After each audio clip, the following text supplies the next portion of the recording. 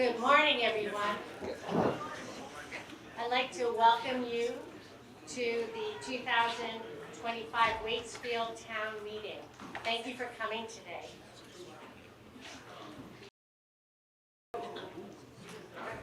Not moving.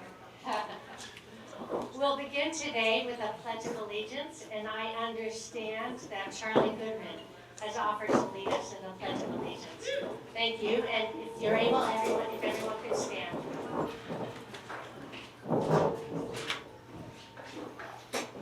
I pledge allegiance to the flag of the United States of America and to the republic for which it stands, one nation, under God, indivisible, with liberty and justice for all. Thank you. I am Carrie Dolan, and I was elected your moderator last year for 1 year. And I'm joined today with the town select board members, Brian Shoup, Larissa Ersprung, Fred Messer, Todd Curtis, and David Babbitt-Klein. I'm also accompanied by our town administrator, York Haverkill. The agenda today is spelled out in our warning in the form of articles, which you can find on pages 6 through 8 as the town's 2025 annual report. And the first article is to elect the moderator. So, are there any nominations for town moderator? Second. We had Paul Hartshorn offering the motion, and Fred Messer seconded that. Are there any other nominations? Hearing none, we'll put that motion to a vote. All those in favor of electing Carrie Dolan as the town moderator for this ensuing year, please say aye. Aye. All those opposed, say nay. The ayes appear to have it. The ayes do have it. And you have elected me as town moderator for this ensuing year. Thank you. Before I begin, I want to acknowledge that the town took some extra effort to try to increase participation in town meeting. It's such a beautiful democratic process of bringing community together and really wrestle through important issues in front of the town. And in fact, they helped to work with the child care facility, Neck of the Woods, to offer child care. And they also worked with Twisted Halo, who I acknowledge and appreciate bringing their yummy pastries. So thank you for that.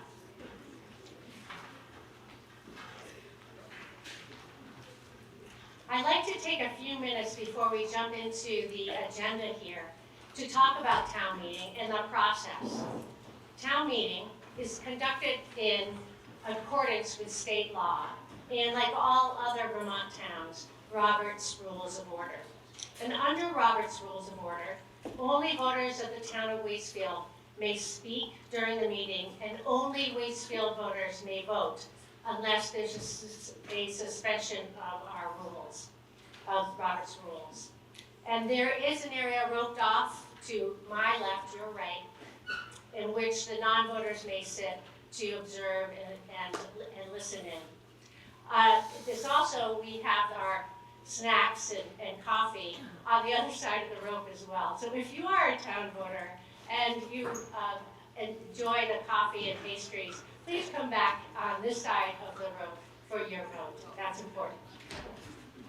Now, the purpose of Robert's Rules of Order is to conduct the town meeting in a civil, open, and orderly manner, and in a manner that respects the rights of individuals to participate, the rights of the minority to participate and to be heard, and the rights of following the democratic principle of the majority rule to be able to take action and move on. State law does supersede Robert's Rules of Order. For example, the state law prohibits the town voters to consider any item or a motion that has not been duly warned. This is because the warning, these articles in front of you, is how we give notice to the voters on what business we would conduct today. So if we do try or attempt to offer a motion that is not duly warned, I would have to rule that out of order to comply with state law.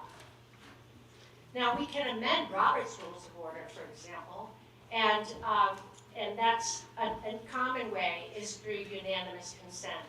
You may hear me say occasionally, unless there is an objection, we are going to take a specific action. That phrase, unless there is an objection, means that we're modifying Robert's Rules of Order. And for example, I would make that statement now to allow someone who is not a town member to speak if that's appropriate. We do have an opportunity to hear from our two elected state officials today, State Representative Candace White, I believe I saw her here today, and State Representative Dara Torrey. State Representative Dara Torrey is not a town member, not a town voter or resident. Therefore, I will say it now. Unless there is an objection, we will allow our elected official, Dara Torrey, to speak to the Assembly and to respond to questions if necessary. Hearing no objection, that is how we'll conduct our town meeting today. Now, Jennifer Peterson, our town clerk, is taking notes. And what's really important when we take notes is that people are heard and their motion, we know who makes the motions. Or if you have questions that are important for other listeners, we have the Mandarin Valley TV recording this as well as streaming it up live. And so it's really important that you come to the microphone, state your name, and offer your questions or comments during our discussion. And if you make a motion, I would really appreciate it if you can mention your name if you make a motion to accept an article or to second an article. Now, regarding any part of the discussions, please raise your hand as well. I'll do my best to call on you to allow you to have the floor, and in the order that I see the hand. So I'll do my best to accommodate your questions. So after you've been recognized, please come to the microphone, state your name, and offer your question. When we finish the discussion, we will then bring the motion up to a vote and proceed to the next item. Now, you can amend the article at any time during our discussion, during the debate. And the amendment must be reasonably related to the original proposal. I'll work with anyone to help them get that language right. And we can make an amendment to an amendment, but that's as far as we can go. We'll have to, at that point, resolve those amendments before we can get back to the main article. So please keep in mind that articles that have been duly warned to the voters, amendments that would make a dramatic change to the article, would amount to having that motion not be aligned or duly warned to the voters. So in those cases, I would have to reject those amendments as out of order. And out of order is a term that Robert's Rules uses to describe those types of motions that maybe are not germane to that underlying article, are stated in the negative, or are frivolous. Now, you can all challenge my ruling of my motion if you find that it is in fact, the motion you are attempting to make is in fact aligned with the underlying article. So if you believe that that your motion is in fact germane and relevant to the item, you could challenge my ruling. And I will put that question to the voters as well. Shall the decision of the moderator be sustained? And a majority would need to vote for that.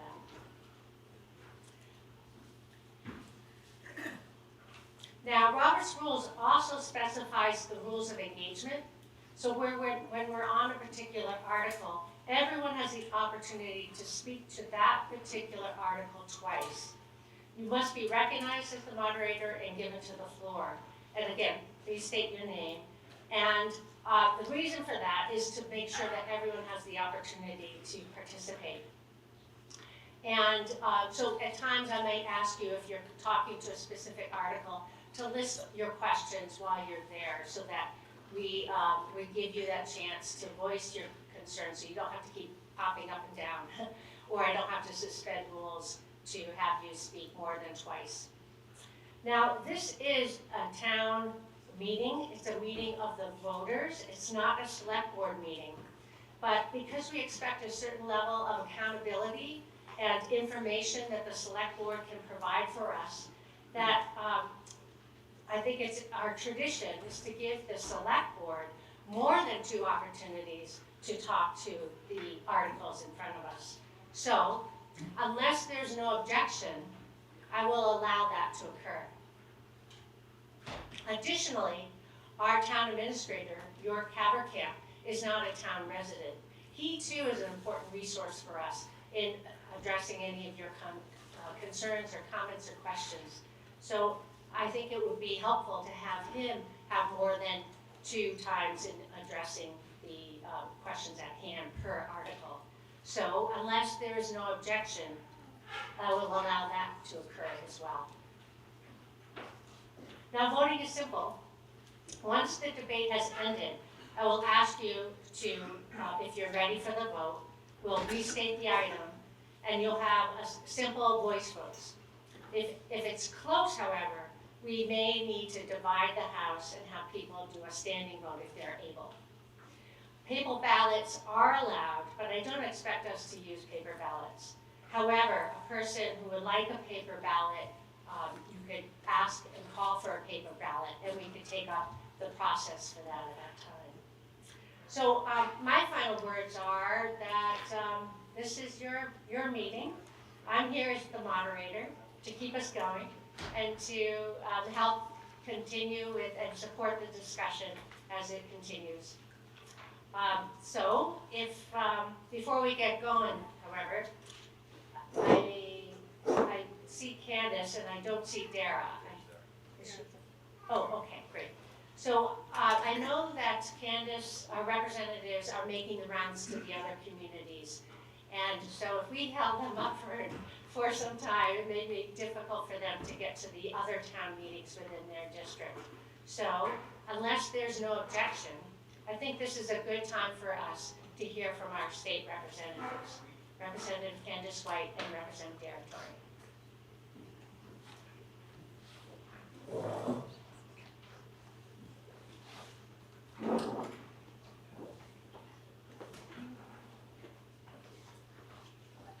Good morning, everyone. Thank you, Carrie, for that introduction. I'm just waiting for Rep. Torrey to come up. So my name is Candace White, and I'm a resident of Waitsfield. And I'm here with Rep. Torrey from Moortown. And we just want to take a few minutes. First of all, happy Town Meeting Day. I love this day. It's a great time to get lots of our community members together and have really good discussions. So I love this. Let's see, we're going to talk for a few minutes and just give you an update on some of the items that are going on in the State House. And just for some props, we have left about just maybe 20 copies of our town meeting report back on the table there. Feel free to grab those. We are also publishing them in 2 different issues of the Valley Reporter. Dara's report came out this week, last Thursday. My report will come out this Thursday. It is basically the same information that you'll see in our town meeting report. It doesn't cover everything that's going on in the State House, but it does cover what we felt would be important to our community. And if you have questions that we don't answer, please feel free to reach out. I want to just thank the volunteers, the many volunteers that keep this town going, and our staff. And you know, a lot of the work was reflected in the town meeting report that I read with interest last night. I think they did a great job, so I just want to say thank you to everyone who worked on that. Yes, good morning, everyone. It's always wonderful to be in Waitsfield, and kind of sad that we don't get to hear from the select board. I know last year I learned a lot, and kudos to the wonderful volunteers of this community. I know you have big things on the agenda today that will affect the future of this community and neighboring ones. So should we just start in? Okay, just a few highlights for me this session so far. Despite a lot of uncertainty, adversity, chaos coming from the federal side of things, I feel like we're off to a productive and collaborative start in the State House. I think we're energized by being together with a good sense of purpose. We do have some big hurdles in terms of our financial limitations. This budget that we'll be crafting this year is more like budgets of the past, I'm told. And we have, again, that uncertainty that we need to plan for. I am happy to see that some of the work we did, particularly with healthcare last year, has made a difference. And we see that in our school budgets. We see that because we were able to keep the educators' healthcare down to single digits. So there's a lot still ahead, especially on education, with the maps and things like that, and we can take questions that you have for that, although things are still quite in flux. And then in my committee, we've been doing a lot on siting issues that affect municipalities and solar development in the state. There's still some limited progress on climate happening in the State House in terms of greenhouse gas emissions, the ability to get more information about fossil fuel usage in the state that can help us meet our goals. That's underway. I don't know. There's still a lot to do in the second half, so I'm really happy to be in community today, hearing from you, and helping to get that work done before we adjourn. Thank you. Thanks, Dara. So I'll just pick up on some of what Dara spoke of. So, I think everybody's really concerned about education transformation, and that's something that started last year with Act 73, when the governor called for, creating a map for schools and to really consolidate into much larger districts. There was a task force this summer and the fall to work on that. They did not come up with maps. The governor has said that he will not sign a budget without a map. So in House Education, they have proposed a map that they are working on and having a lot of discussions on that subject.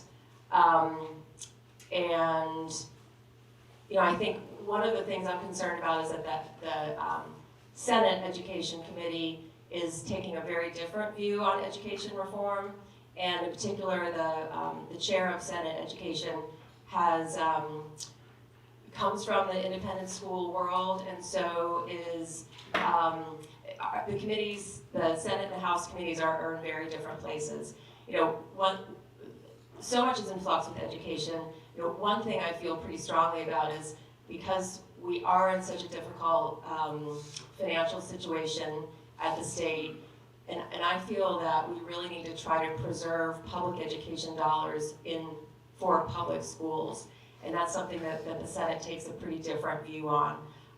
So that's one thing that I just want to call out. If people feel if they have particular points of view on that, I would encourage you to share your point of view with our senators who have many more places to go today, so I'm not sure we're going to be seeing them here this morning. On education, the Healthcare Committee, the House Healthcare Committee is looking at the cost of teachers' healthcare and just seeing if there's anything they can do on that front. We know Human Services is looking at the pre-K program, Commerce and Community Development, they are looking at the CTEs. So a lot is in flux right now. Neither Rectoria and I are on those committees, but we do have some wonderful interns from the University of Vermont. My intern Emma Watley is here today.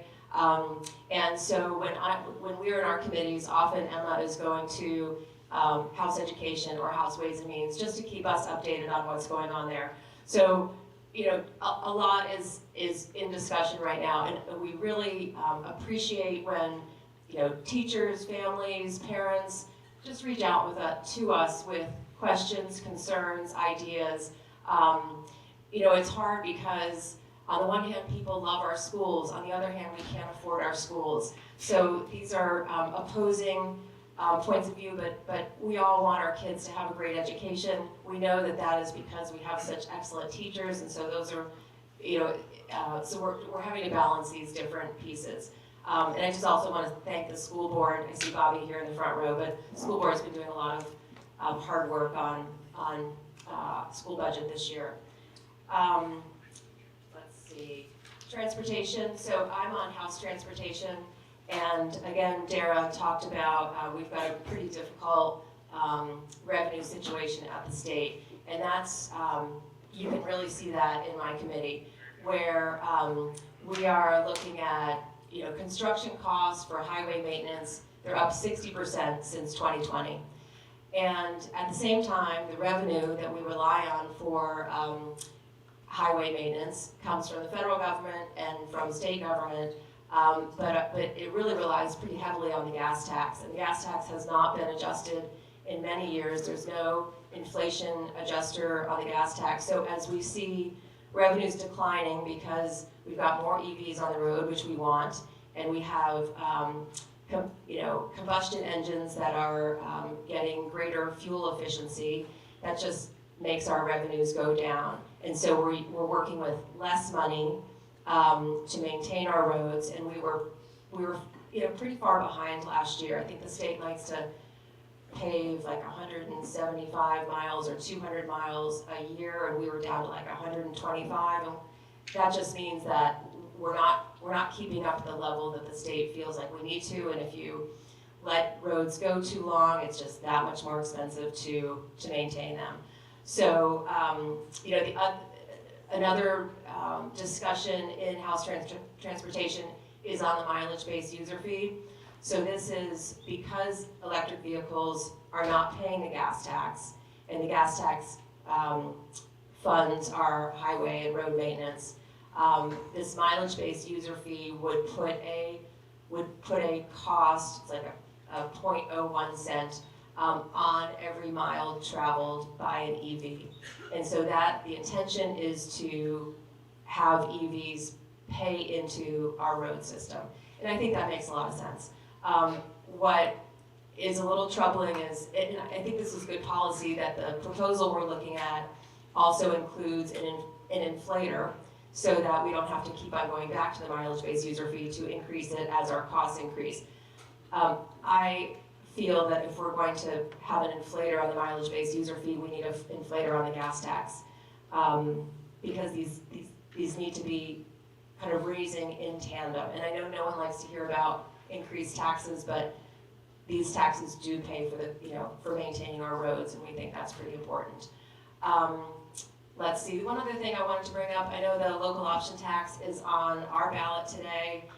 We did take some testimony on the lot in transportation, and over 30-something towns in Vermont have a local option tax. There's actually one town that is considering going to a 2% tax, not a 1% tax. So part of our discussion was, what kind of legislation do we want in place if a town adds a second local option tax? But it did give us a chance to kind of look at local option taxes, see how many towns are using them, and see, a lot of these towns are using them to pay for their, the cost of local road and local bridge repair. And I think Waitsfield would really benefit from having those extra tax dollars to use to improve our roads. The wastewater system, I don't think that was earmarked as being a beneficiary of the local option tax, but I would hope that would be considered, because I think the wastewater system is going to be important to the town to unlock opportunities for affordable housing, which will at the end impact our property taxes in a positive way, which I think we would all welcome. Let's see. I'm going to stop there. Yeah. I also, for the first time, have an intern this year from UVM, and her name's Charlotte Mays, and she's sitting over there, and she lives here in Waitsfield. So it's been really great to have a local there, and have youth voice, and see what's interesting to younger people. There's 44 interns from UVM helping out. And this is a year where we really need it. Like Candace said, it's hard to be in more than one place at a time. So should we move to questions? Do we have a limited amount of time? Yes, thank you very much for those reports. Yes, I'll open up the floor for any questions for our state representatives. Yes, please, can you please come to the microphone and state your name?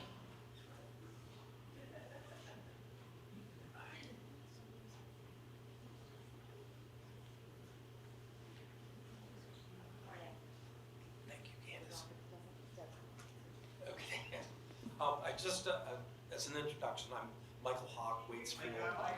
I'm Michael Hawk, Waitsfield resident, and until 2020, I was the Director of Educational Assessment for the Vermont Agency of Education. And please walk closer to the stand. Okay, how about this? I appreciate you putting in your remarks about the education reform bills, that you believe we have good teachers, because I've been horrified after working for years and years with teachers and happily married to a wonderful teacher. I've been dismayed that the governor and the State Secretary of Education have gone to condemning schools and teachers for the woeful report that came out a few weeks ago on the status of education in the state. And just because this is my area of expertise, I want to assure everyone that the conclusions they drew from that report are in no way justified by the data that was gathered. They misused assessment data. They made it into a very blunt instrument. And so my biggest concern is that the governor seems to be using extortion with you folks and with the voters to push this bill through, when again, I don't think there's any evidence that the 5 school districts is going to improve our fiscal problems with education. And I know I hear some of my neighbors say, well, we've been paying more for education every year and we're not getting anything back. Well, I would argue that we're paying way more for health care, and I'm not seeing that my health is any better, or that my doctors have improved, or any of those things. So there's not a direct connection. And I'm wondering, this is my question for you folks, is there any discussion of calling the governor's bluff and say, okay, you can refuse to sign the budget and we will filibuster?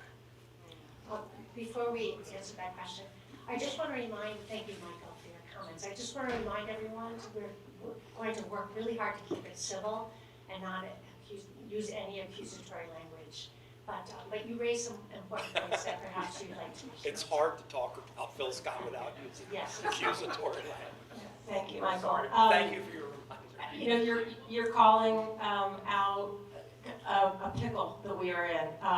And I can tell you, I know that the Speaker of the House has been, meeting with the governor and his staff, at least his staff, fairly regularly. But we are not planning to call his bluff and filibuster at this point. We were really trying to listen and come up with a map, not a map that he suggested. I think people feel like the 5 or 8 districts that the governor suggested does not make sense. I want to say the current map that's in discussion has 18 to 20 districts. There's discussion about, is it supervisory unions or supervisory districts that are better? I think that the Superintendent's Association has said they prefer supervisory districts. I'll just say the House Committee on Education is looking at all angles. Some of what the redistricting task force suggested, the cooperative, looking at some of these high cost areas like special education, like teacher continuing education, looking at some of these categories of costs as larger districts. And there is evidence in the southern part of the state and in other states that treating some of these larger cost subjects on a grander scale, so that you can have real experts, not for 4 towns, but maybe for 25 towns. using scale for those certain things can bring cost savings. So I'd say that the House Committee is focused on, looking at ideas that actually save money, while also looking at maps that the governor has demanded that we look at. Yeah, I mean, it's really hard because we do want to make data-driven decisions and we want to do careful work, and we're being told, just trust us, we have this, from the governor. And even though it's our most important resource, our children, our future in Vermont. So I understand the urgency around trying to contain costs because it's really been difficult. The thing is, these changes aren't going to be quick, so I don't like the sense of being rushed when we need to do some cost containment and quick actions, and there are some that we can do that are outside of the scope of this bill. So I don't like feeling bullied at all, and I think there's many who share that feeling. Thank you. Any other questions? Yes, Carol.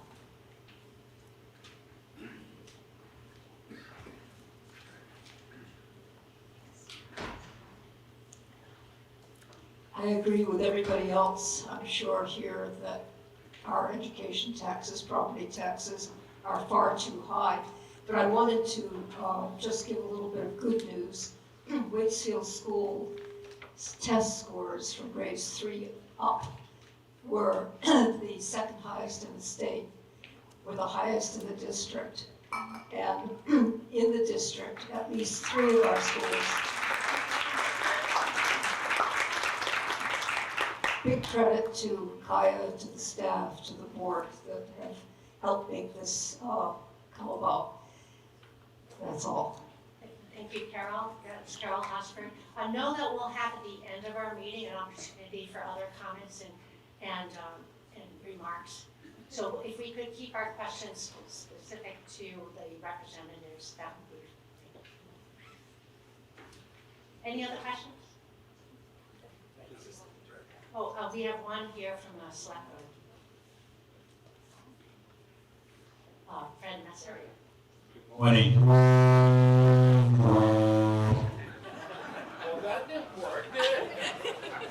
Can you folks hear me? No, we'll have to use the microphone. No, you might be able to use it. You get yours off?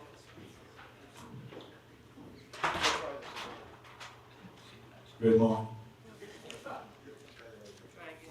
How much is the legislature anticipating to raise the educational property tax this year?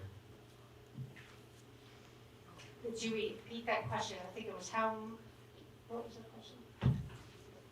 How much is the legislature anticipating to raise the educational property tax this year? So Fred, you're asking for an actual number that we're discussing? We have heard that the educational property tax is going to increase between 10 and 12%. I'd say that that's all still in discussion. There is money that has been set aside to consider for buying down property taxes again this year.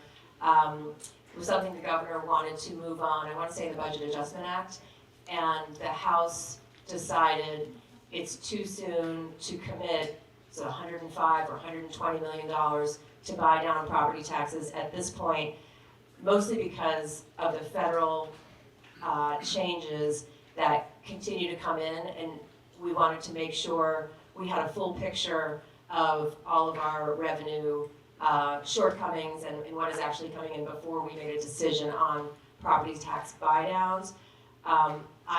I am supportive of a property tax buy down, whether it's 1 year or 3 years, that's all being discussed, but I feel like there is support for buy down, but as we know, when you buy down property taxes this year, you're that much in the hole next year. And I think that we know that while we are in this education transformation period, which is not, it's gonna be for, the next 3 or 5 years, we are going to continue to see property taxes increase until we kind of get this to the end. And so what we can do to mitigate those, I'm supportive of, but I think we just have to do it in a thoughtful way. Thank you. Any other questions? I know they have to make their round, so we'll entertain one more question before we move on. Please come down, state your name.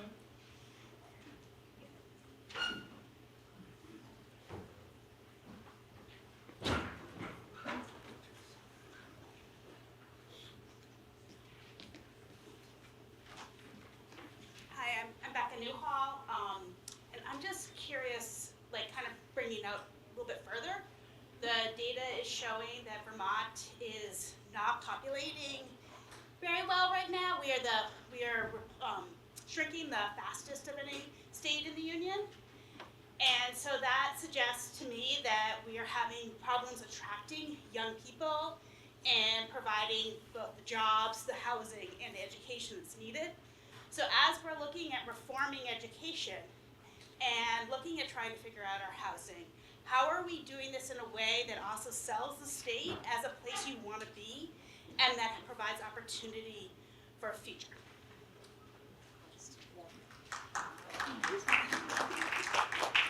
I would say that, so many issues, so many of these issues are tied together, but certainly affordable housing is a huge issue all over the state. We have seen some good progress in other parts of the state, but we don't have enough housing. We have a pretty significant homeless population in other parts of the state. We don't have enough affordable housing for young families to move in. Talking with principals, with Kaya, other principals, I've heard story upon story. They've hired a teacher, they were ready to move, they couldn't find a place to move, they can't find it. So it's all circular, which is why I kind of go back to the wastewater system. It is critical for this town because we need the infrastructure to be able to bring more affordable housing online. Thank you. Yeah, and I would say that keeping our schools strong is important to attract parents. And, I think we have a lot going for us in Vermont that people want to be here. And once we can create housing and opportunity for people to come, there's a lot of pent-up demand to be in Vermont. So, investing in infrastructure is the first step. Using the buildings we have better is another. And we can do that, and we do still have a decent chunk of money going into housing programs and some new ideas about housing. It does take some time. Thank you. Thank you very much for coming today. And good luck with your exams.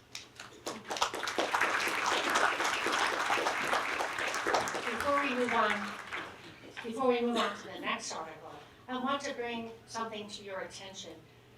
Article 6 makes reference to a reserve fund, the All Hazards Recovery Reserve Fund, that's proposed to be established in Article 7.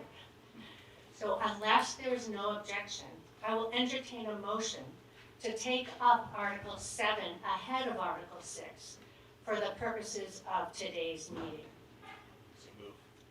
Brian Shoup moved and David seconded the motion.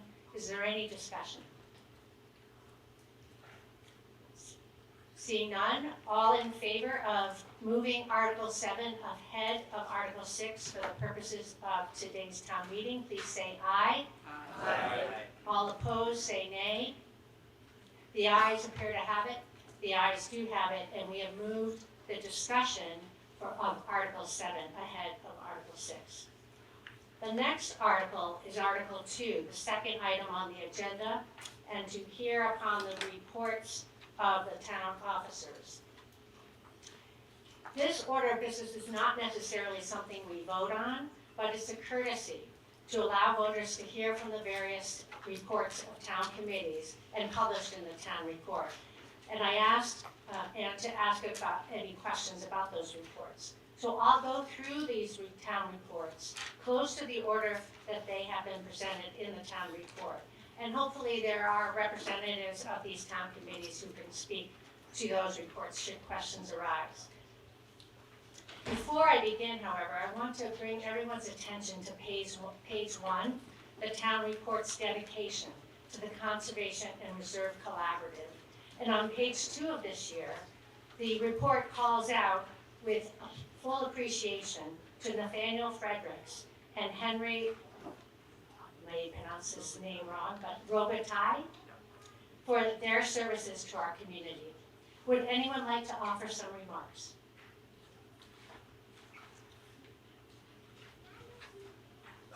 Sure, I wasn't expecting that, but I do want to say that the Conservation and Recreation Collaborative was really an incredible effort on behalf of a lot of people, led by our Recreation District, our Conservation Commissions, trail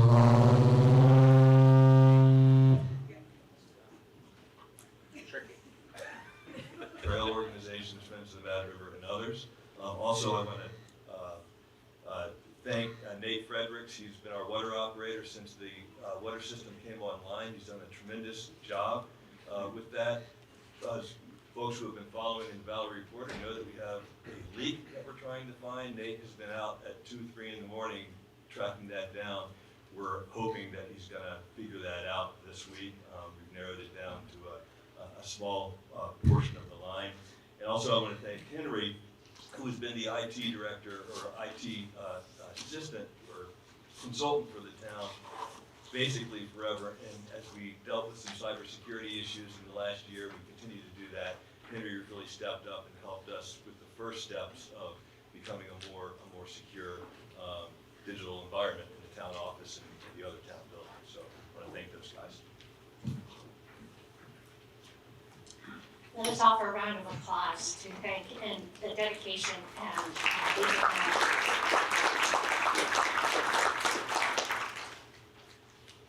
Okay, on page 13 is the report of the select board. Chair Brian Shoup, are there any questions or comments about the report? No, we're welcome any questions.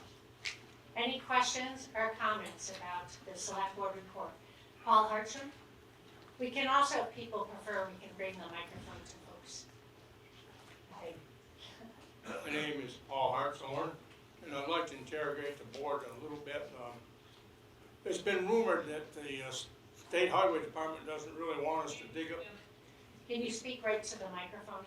It's been rumored that the Highway Department doesn't really want us to dig up the highway to put the septic system in. And there's been some rumors that maybe we end up taking over the highway to do that. And I'd like to know if the selectmen have got any thoughts on that issue. Hey, Paul, thank you. Is that working? There we go. Great, thank you, Paul, for that question. First question around digging up the highway. The wastewater system will run along Route 100 all the way from the school down to the Munn Field right by the Valley Animal Hospital. The pipe won't be under the highway, so we won't be digging up the highway, but we will be in the right-of-way next to Route 100. So we would be digging up, in some cases in the downtown areas, the sidewalks. Some of those sidewalks are starting to age, and it's not a bad time to upgrade them. But it wouldn't impact the highway itself, but it would impact the sidewalks and the right-of-way along the highway. Second question is V-Trans trying to have the town take over the section of Route 100 running through town? That's been proposed and pushed back on many times over the years. It's not something we are looking to do or eager to do, and we will push back on that part because that's a significant additional cost to the town to have to not only plow the road, but maintain the road and repave the road. That's not something we're excited about. Thank you. Any other comments or questions? Seeing none, on page 48, the delinquent tax collector report. Jennifer Peterson is our tax collector officer. Any questions or comments on that report? Seeing none, Page 59, the report of the Cemetery Commission. Commission President Robin McDermott is here. Anyone here? Oh, you'll be speaking on behalf of that? Okay, great. Thank you. Brief. My name is Robin McDermott, and I'm on the Cemetery Commission along with Robin Pruce, who I know is here, Laura Grimes, Mark Peel, and Nancy Combs. I don't know if anyone else is here. So this year we worked on a couple of different projects that you can read about, but some that we're particularly proud of is we've reestablished the process of putting flags on veterans' graves from Memorial Day to Veterans Day. And somehow that just stopped happening and it's happening again. So we've established a process for cleaning gravestones, and we have the equipment, and we're going to start next year kind of rolling that out and putting together a good process for doing it. We hosted we called it a cemetery summit with all the cemetery commissions in the valley. And one of our goals was to help other cemetery commissions consider offering natural burials. Right now, we're the only town that does that. And we feel that anyone who wants to have a natural burial in the valley should be able to do that in their own town. So we're continuing to work on that. We hosted a community forum about natural burials back in October. And we also put together this brochure. They're back on the table back there. And it's just fun facts and information about our town cemeteries. There are 4 of them. You can read about them in here. This coming year, we're undertaking a pretty big project of trying to digitize our burial records.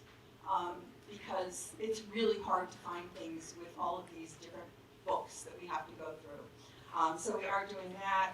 We are also going to continue on with the gravestone cleaning, and those are our major projects for this year. So, any questions?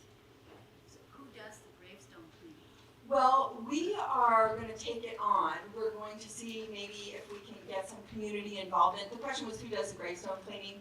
We're going to see if we can get some community involvement, maybe have it be a project done by some schools. I know Moortown, this is something that they go out for a quote and they have somebody come in and do it, and we have looked at that, but it's quite expensive and we have to phase it over several years. So if anyone's interested, Robin Pruce is the one who put together that project, and it's kind of fun. You spray some magic, non-toxic chemicals onto the gravestones, and you scrape off the moss, and they look beautiful, and they continue to clean themselves once you do that. So, yeah. Siobhan? Yes, Siobhan Travers. Could you come to the microphone to help others hear your question or comment? Thank you.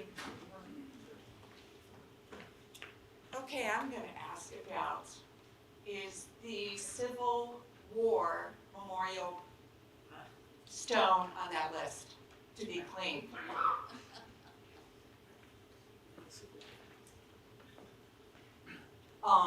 Okay, I'm going to sound a little ignorant here. What are you talking about, Siobhan?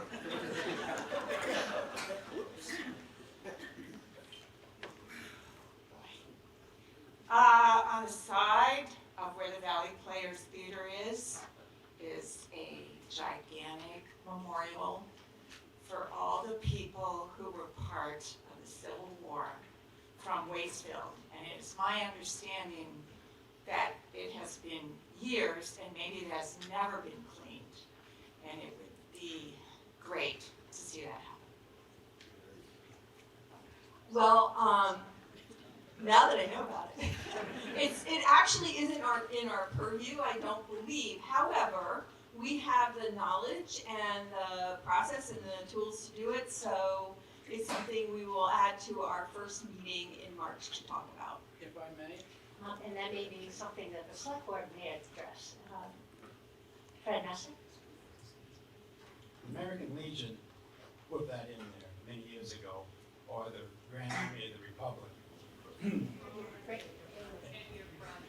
Okay, I just don't want to blast you out if you read this. as the president of the, commander of the American Legion Post, we took a poll. Some people wanted to leave the original patina there, thought that that was more reverent.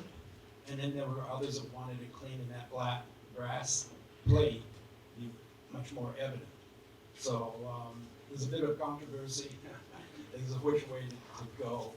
Maybe it's something we can do as a community to figure out which way we want it. Nice brass, polished brass, bronze plaque there, clean, or maintain the original patina. It's up in the air. We never did come to a conclusion. Well, since it's not part of what we see as our role of managing the 4 cemeteries, we'll talk about the use of our tools in our process at our next meeting. Do you have a question? Thank you.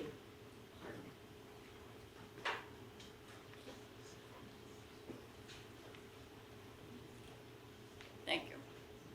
Alice Evans, Riverview Road. Some in the audience know that I wrote the book called Our Suffering Brave, Waitsfield Boys and Men in the Civil War. Pardon? Can't hear, Alice. Oh. If you bring it to your chin, it's a Even more. Thank you. And a year later, co-authored with Siobhan, who just spoke to you a moment ago, a play conducted at the Valley Theater based on correspondence between one of those Civil War soldiers and his wife back and forth, hundreds of letters during the war. An actress from the play is up here now on the select board. So I just felt that it's worth a moment to correct a long-standing mistake, if you will, in our history.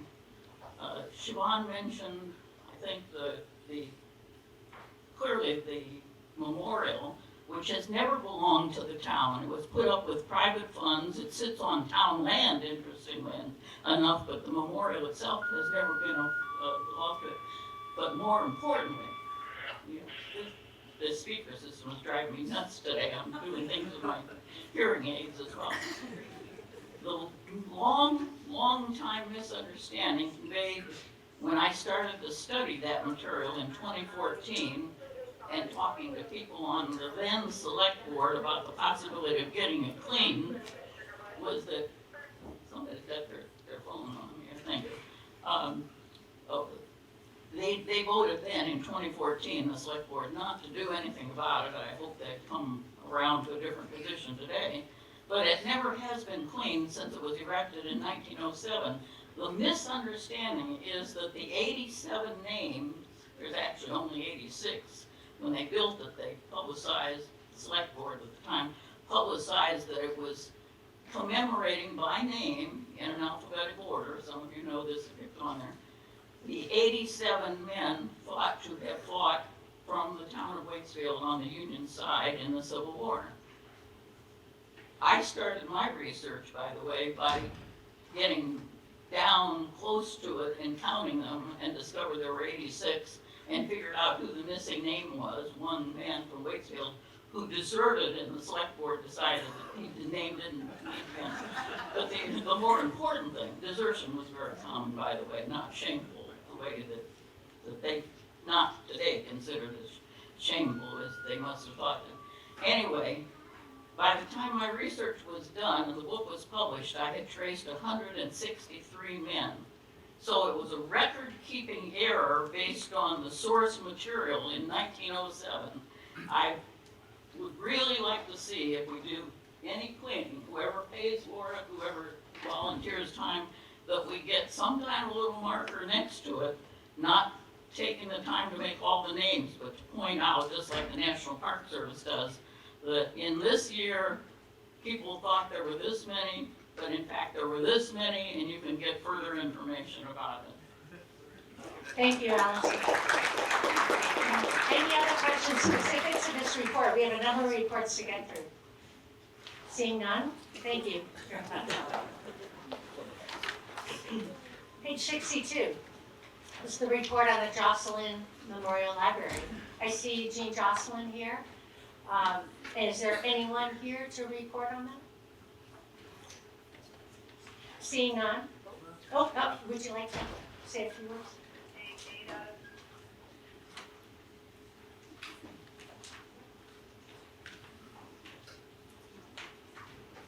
Jean Jocelyn, Waitsfield.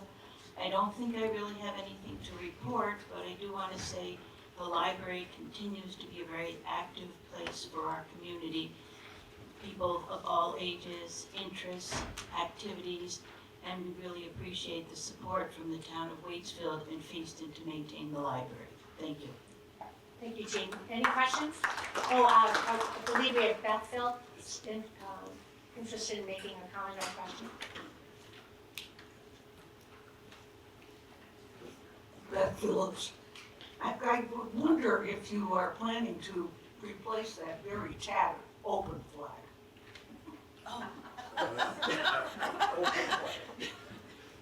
I actually noticed that myself. Yeah, I think we certainly can make that happen. Thank you for bringing it to our attention. Any other comments? Seeing none, on page 64, we have the report of the Conservation Commission. The chair is Kurt Lindberg. Oh, good, Kurt's here. Would you like to make some comments? Yes. Good morning, everybody. Conservation Commission continues to be very busy. I'm going to ask York next year if we can have 2 pages instead of 1. Please have if you can have the microphone to the chin, it's a better way of projecting. No, just take it out. Take it out. Okay. All the way.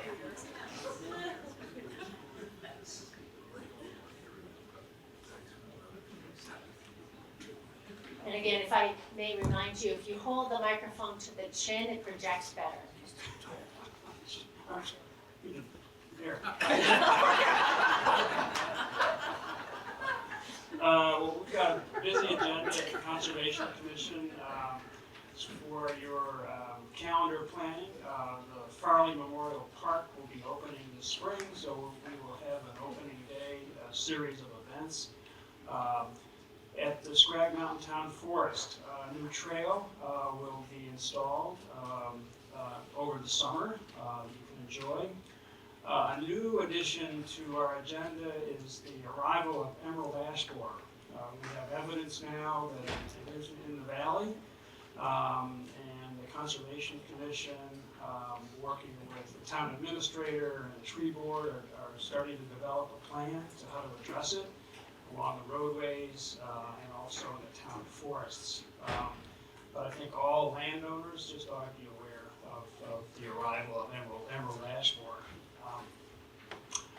A significant project for us this year will be the development of a management plan for the expanded Wool Edges Town Forest, to think about that new property and how it ought to be cared for and stewarded, and what recreation opportunities should be available on that forest.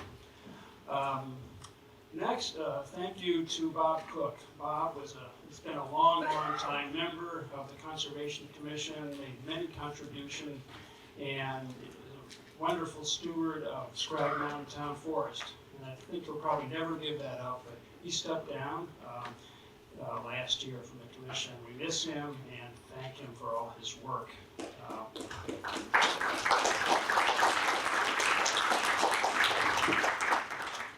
As you know, the valley has had an active invasive species habitat restoration effort ongoing for a number of years now. We were recently awarded another grant from the Lake Champlain Basin Program that is thankfully administered by Waitsfield, but the funds are shared with Feaston and Warren, so good news on that front. And then finally, with the guidance and support from the Central Vermont Regional Planning Commission, there is ongoing studies of the possibility of the lower field in the fairgrounds property, returning that to a floodplain and a floodplain forest. So there will be studies coming out on that opportunity to improve kind of flood management in Waitsfield. So that's the quick report. Thank you, Kurt. Any questions or comments? Seeing none, thank you.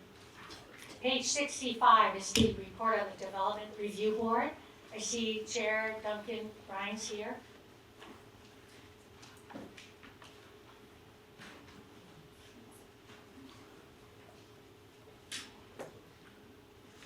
This will be interesting.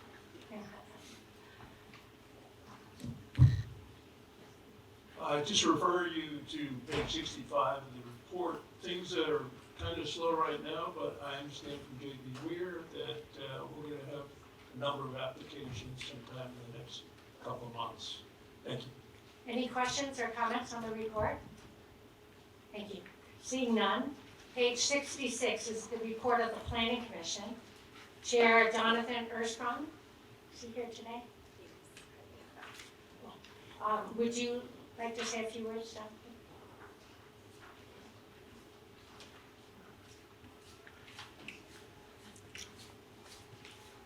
Yeah, I also refer you to the report in the packet. To be honest, I'm a little bit out of date because I just had a baby, but I did want to thank all the members of our community for coming out so strongly in support of our plan for Irisville this year. It really was a huge group effort, and I really think everybody should be proud of what's come out of that.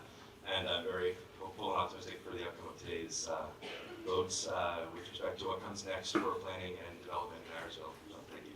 Thank you. Any questions or comments on the Planning Commission report? Thank you. Seeing none. On page 68 is the report of the General Weight House Commission. Anyone here? Yes, I think Fred Messer is here. Our chairperson, Anne Marie Harmon, couldn't be here tonight, this afternoon, so I'll make a few comments on behalf of her. We hope that everybody noticed that the blue tarp is now gone off the White House. We have a wonderfully new roof up there. The intent was it for it to speak up? Okay. The intent was to find a roofing material that would somewhat simulate old wood cedar shingles.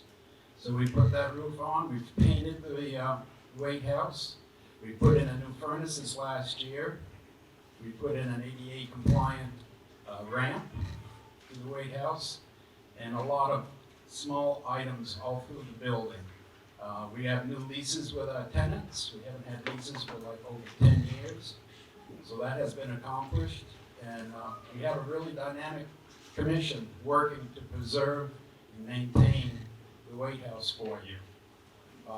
Future projects is the work on the dairy barn.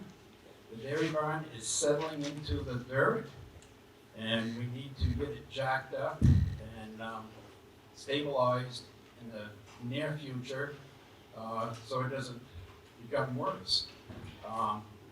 That is anticipated to be done with private donations and not town tax dollars. Presently, we have a little over $50,000 in that fund, and we're anticipating that to jack that building up and put a cement slab underneath it and set it back down is going to cost around $80,000. So we have some work to do to raise funds locally so we can preserve that barn. We have a couple of positions open on the commission. We're doing exciting things. If this sounds of interest to you, please see me or Anne Marie when she gets back in town. We could really enjoy a couple more people on the commission to give us some new ideas and help us with all the work that we do. Thank you very much. Any questions or comments on that report? Seeing none. On page 70 is the report of the Waitsfield Water Commission. Is there anyone here that would like to offer comments? Seeing none. On page 71 is the report of the Road Department. Road Commissioner Charlie Goodman is here. Would you like to make any comments? Or? Good. Let's see if we can get a little.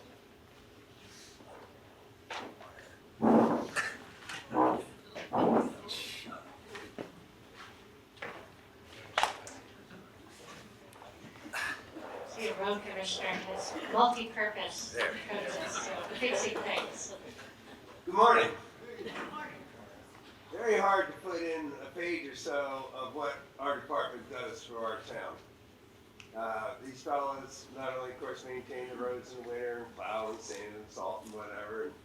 In the summer times, they take out then with our heavy equipment and maintain the dirt and ditching and all that procedures.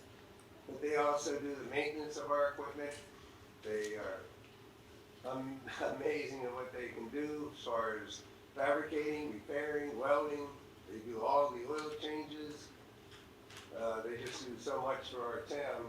And they do it all in a very small, very old space that's been added on to twice. So they just really are quite an amazing group. We're very fortunate. We have 4 guys now. As in our report says here, Josh Rogers is our foreman, been with us now for 15, 16 years.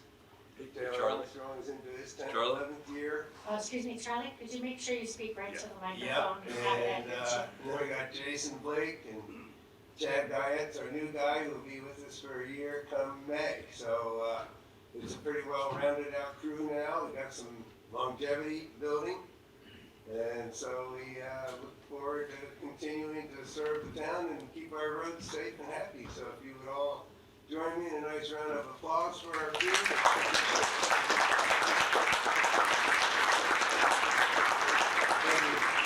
Any questions or comments about the road department report? Yes, we have one question. Please come to the microphone. This must be my year. Sean Travers. I live on East Warren Road, and I was thrilled to finally see that it was repaved. But there's something missing, and I don't understand why we're not taking care of it. Lots of people bicycle and walk and run on that road, including me. There are also roller skiers in the summer that train on that road. Where are the fog lines? It is now not safe for me to walk from my house down to the library where I work part-time. And I hope that we have a plan for how to take care of that. Gary, Oh, I understand that. I know we're talking about doing that, correct? They're a select board. Yes, our road foreman Josh Rogers has gotten a price on striping the fog lines. It can't happen until spring. That is the plan. York has been coordinating with the town of Warren, who may also be doing their striping this year. We're exploring how we can stripe it in a way that it narrows the lanes as much as V-Trans and best practices allow to provide as wide a shoulder as possible. But the goal is to do that in the spring. Thank you. Any other comments or questions? Yes. I hope this is the appropriate time. Hi, Charlie, wherever you are, wherever you went. Hello. There you are.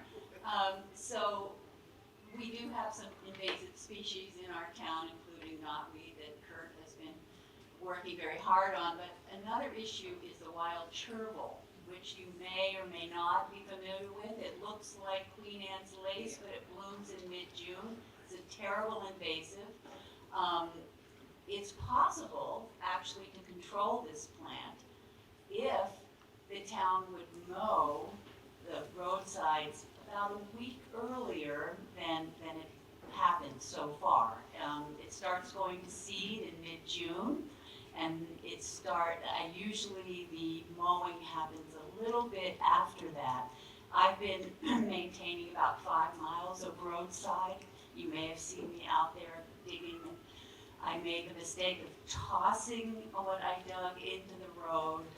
I got into some trouble. Charlie's laughing. I didn't realize it was a bad thing to do, but one morning at 6 a.m. as I'm out there with the road, I don't know what machine it was, came and blew it all back at me. And it dawned on me that I was not doing such a good thing. And I called up and apologized and confessed my sins. And I think I was back in their good graces and made sure not to throw it into the road anymore to dry out and be mushed by cars. So anyway, that's my request is if we could get mowing to happen prior to June 15th, we could actually start to control it because the seeds are only viable for 4 years. So hopefully after 4 or 5 years of mowing earlier, we could start to really control it. It's become a widespread problem in the state, not just in our town. And I would also encourage property owners, if you have this on your property, please take care of it yourselves. It can be managed. As I said, I've been doing about 5 miles of roadside, and it's made a huge difference. Okay? Thank you. Would you like to comment on that? Sure, I can. So our timing of roadside mowing, we actually mowed twice. So our first round, we like to have the roads done by the 4th of July. And then then that lapse of time between our next kind of fall mowing, you know, the roadsides grow like crazy, as you know, and the visibility becomes a real problem. So the earlier that we mow, it will kind of stumble into later in the fall or later summer, really, at that point, where we may find ourselves having to make even a 3rd round in areas. So, but you know, we can look at our timing of mowing a little bit and to see if we can help with that. You are right, in the same as our knotweed problem. We're ditching and where we put that because it seems to move around. So all those little things we do try to take into account, but we do have that's kind of why we do what we do when we mow, and that's kind of how we've done things. But anyways, it's a point worth taking. Thank you. Thank you. I understand we have another question in the back. Would you come to the microphone, please, and state your name?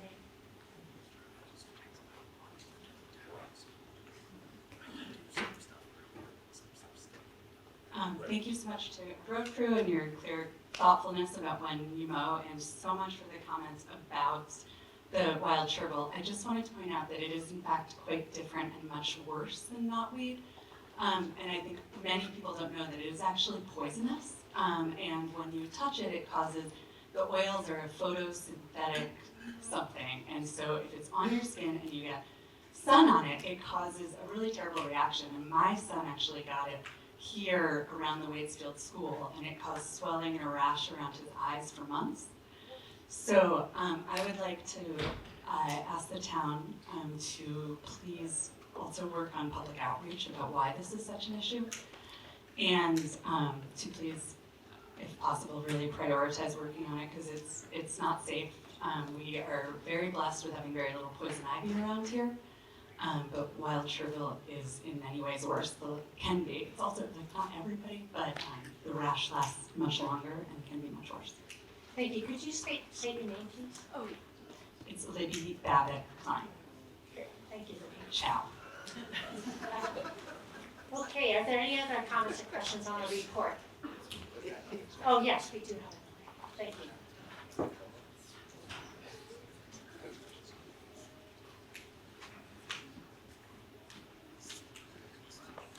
Hi, Mark Baglini. I live on Village Woods. This might affect many of us in the room, although it's not necessarily a town road issue, but I'm wondering if you might have some influence or say on it. I noticed in recent years the 40-mile-an-hour zone was extended a bit north from the Waitsfield, the old Waitsfield Center, and I wonder if the state might consider extending it beyond Tremblay Road, because that intersection is getting busier. There's now 4 new units right near there. There's, of course, the Robinson Road that comes out. And there's also a blind spot created by that raised bridge. So those of us who exit that road all the time sometimes have a difficulty seeing cars coming. Particularly, the sun also creates, the sun is in your eye at certain times of the year. And there was an accident there recently in the afternoon when someone pulled out without seeing an approaching car. So I'm thinking if we could extend that 40-mile-an-hour zone at least, one more sign, then people wouldn't be accelerating as they approach Tremblay Road heading north. We appreciate any comment on that and whether it's come up or whether we might approach the state to do that. Thank you. So, Brian. Oh, okay.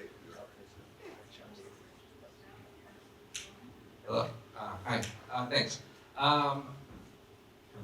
We are currently working with CVRPC to do a traffic study on Bridge Street going into East Warren Road, and I'm happy to collaborate with V-Trans on that spot as well. I think that's a good point. I just want to clarify, you're talking about Route 100, where it switches to 50 right before the bridge where it goes onto Tremblay. Correct, yeah. Yeah, I'm happy to look into Move that. that 50 sign north of Tremblay, and so keep it 40 until you're past Tremblay, that'll be great. CVRPC is the Central Vermont Regional Planning Commission, and V-Trans is the acronym we often use for the state Vermont Transportation Agency. So, I'm sorry, I didn't understand at first what section of road you were talking about.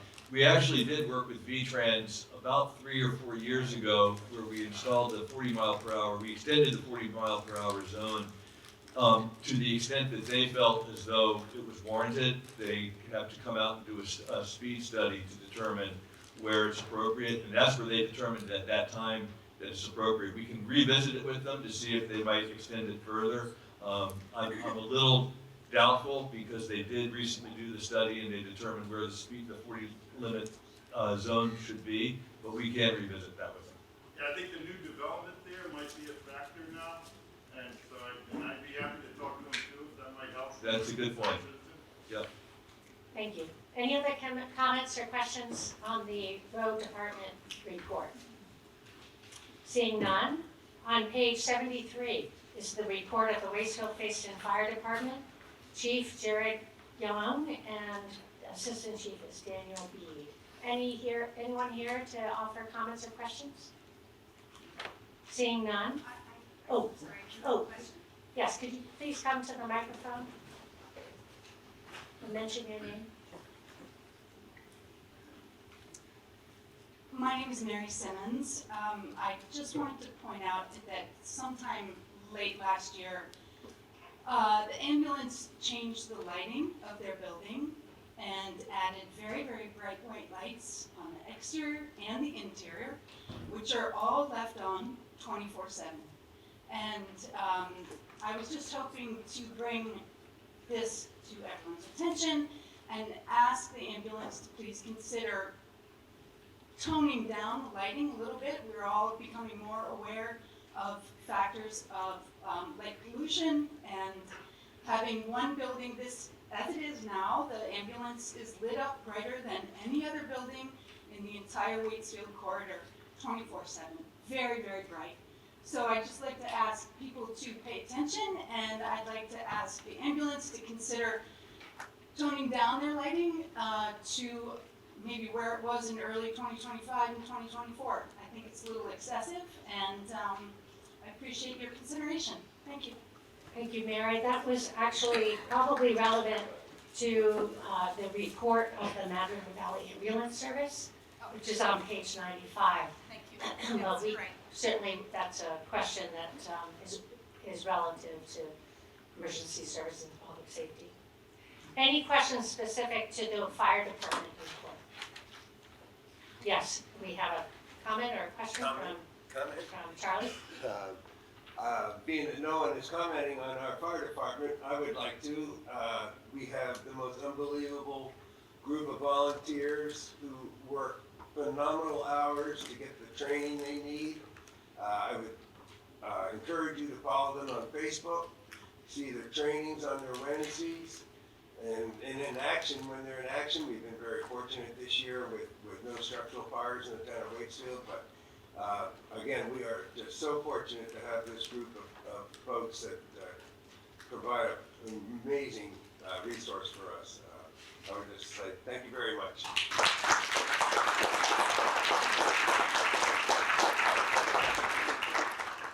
Any other comments or questions?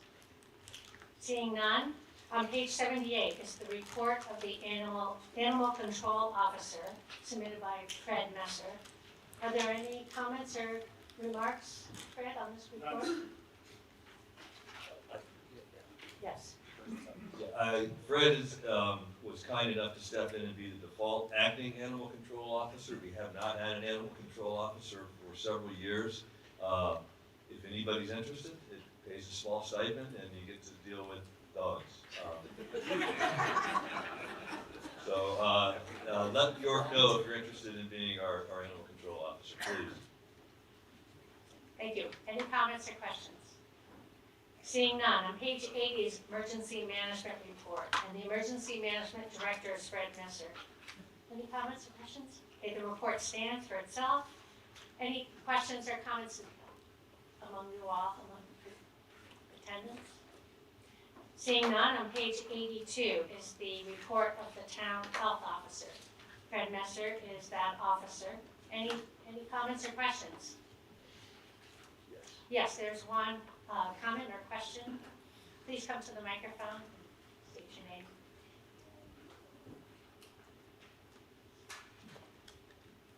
I'm Pearl Vargas, long-time resident. Fred, a question for you in regards to dumpsters and safeties. Dumpsters that are like overflowing, lots of trash, lots of furniture, all kinds of things. Is that something you handle? Because it's a safety issue. Yeah, report it to me. Let me know what it is. Take pictures. That helps me too. It's not necessarily where I am, Yeah. but I know of a place that is constantly a problem. Yeah, when it becomes a public health problem, I can get involved. Okay. If it's a private property and the health issues contained to that property, I can't do anything. You can't. But Even it's- if it's rental people and they're using a dumpster that's been provided. What I suggest is to send me an email and pictures, and that way I have a written complaint, and Okay. then I can act upon it. Thank you. I have done such before, so. You have. Yeah. I thought you might be the one. I told people that. Any other comments or questions? Seeing none, on page 95 is the report of the Mad River Valley Ambulance Service. Any other questions or comments regarding their report? Seeing none, on page 103 is the Waitsfield Historical Society, with the president is, I believe, is Alice Peel. Oh, that's, excuse me, I stand corrected, it's Fred Messer. Would anyone have any comments or questions for Fred? See, okay. We are planning to do some exciting things for younger people this coming year. We want to get families and young children involved in history and get excited about history at a younger age. We're going to have Waitsfield and Warren are combining to have an event sometime in April. It's going to be a night with General Benjamin Wade, and we hope to explain why Benjamin Wade moved to Waitsfield.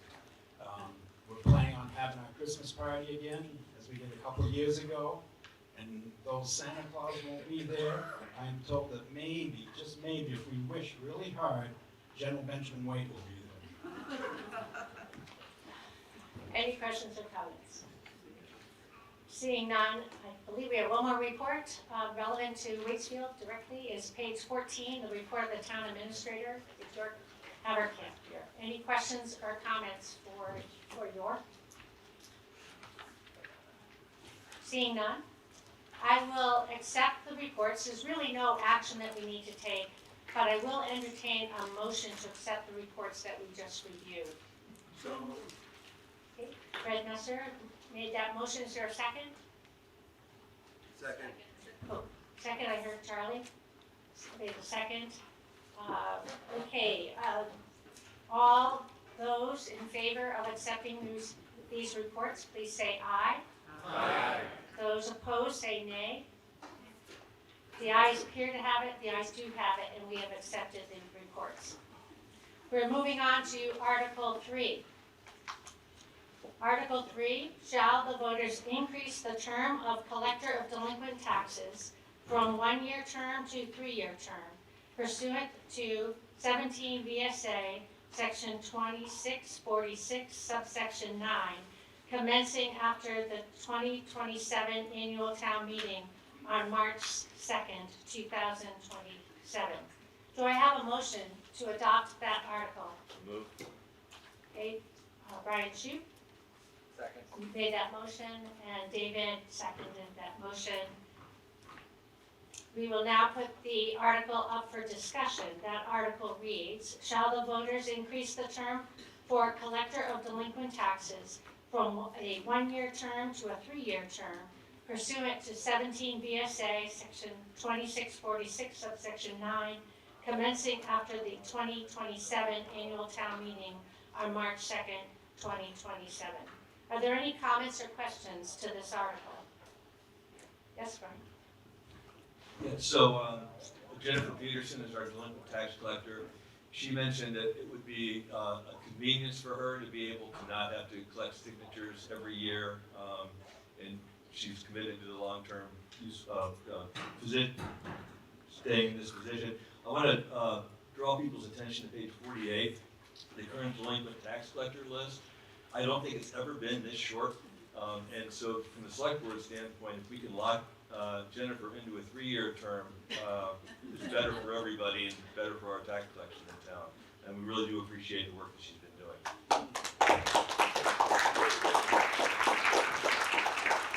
Are there any comments or questions about this article?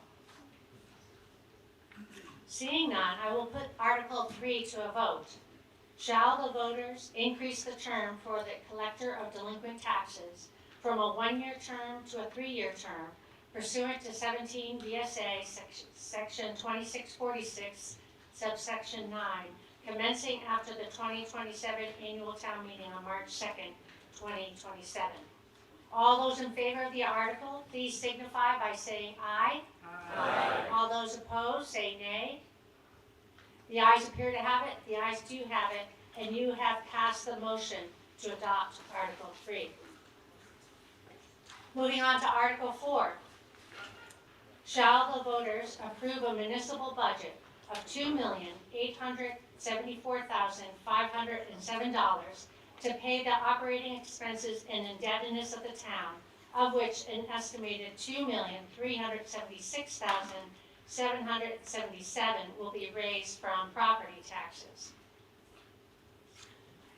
For your convenience, you can find the budget beginning on pages 24 of the town report.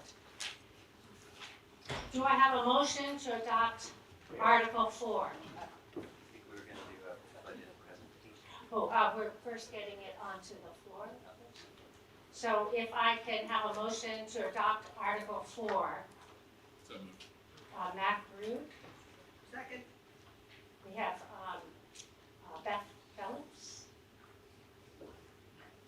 Now we will put this motion for discussion. Article 4 reads, shall the voters approve a municipal budget of $2,874,507 to pay the operating expenses and indebtedness of the town, of which an estimated $2,376,777 will be raised from property taxes. I understand that Select Board Member Josh Curtis will offer a short presentation on the budget. So let's hold off on our questions or comments until after the presentation.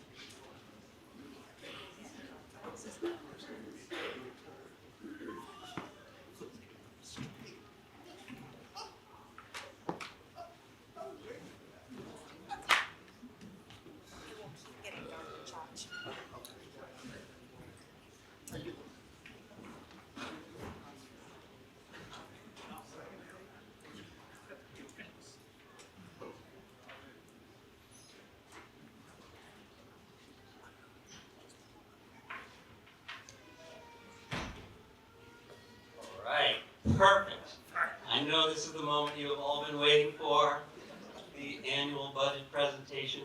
A bunch of faces, new faces here, so I'll introduce myself. My name is Josh Curtis. I've been on the select board. I've served you, our voters, on the select board for the last 4.5 years. And somehow the second year in a row I've drawn the short straw to present the budget.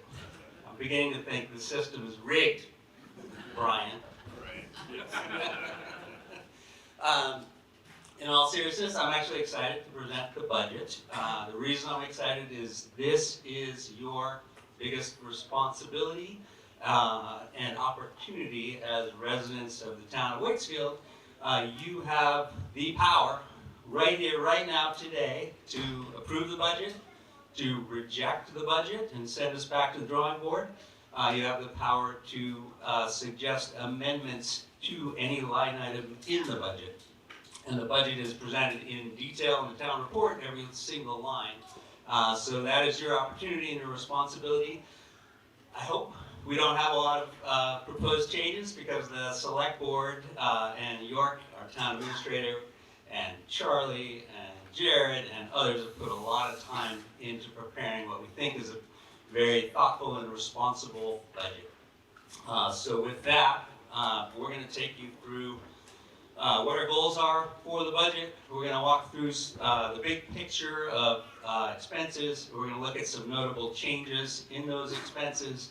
We're going to look at the revenue, property tax, and other revenue that we will use to pay for the budget.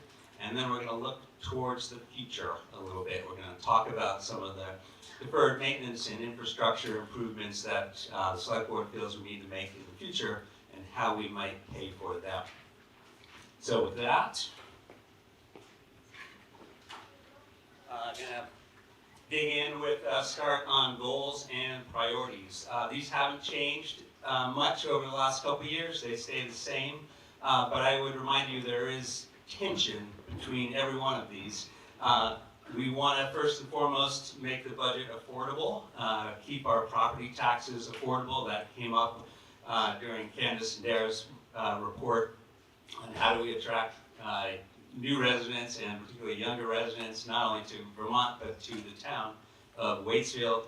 One of the ways we can do that is to keep it affordable. That is in tension with the next one, is financial sustainability. And for me, that means continuing to provide the level of service that we do to the residents of the town. Keep the roads paved, keep the fire trucks running and the ambulance service responding, etc. And town permits and all that. That is also in tension with the last one, which is longer-term view at our town's infrastructure. We're a tourist-based economy. We need functioning infrastructure to keep the tourists coming. I hope all you noticed, despite the lack of fog lines, the paving on East Warren Road, that's a heavily trafficked tourist corridor, and I got a lot of feedback on how awesome it was to have that repaved. Jocelyn Hill, come and see me. Right, Charlie?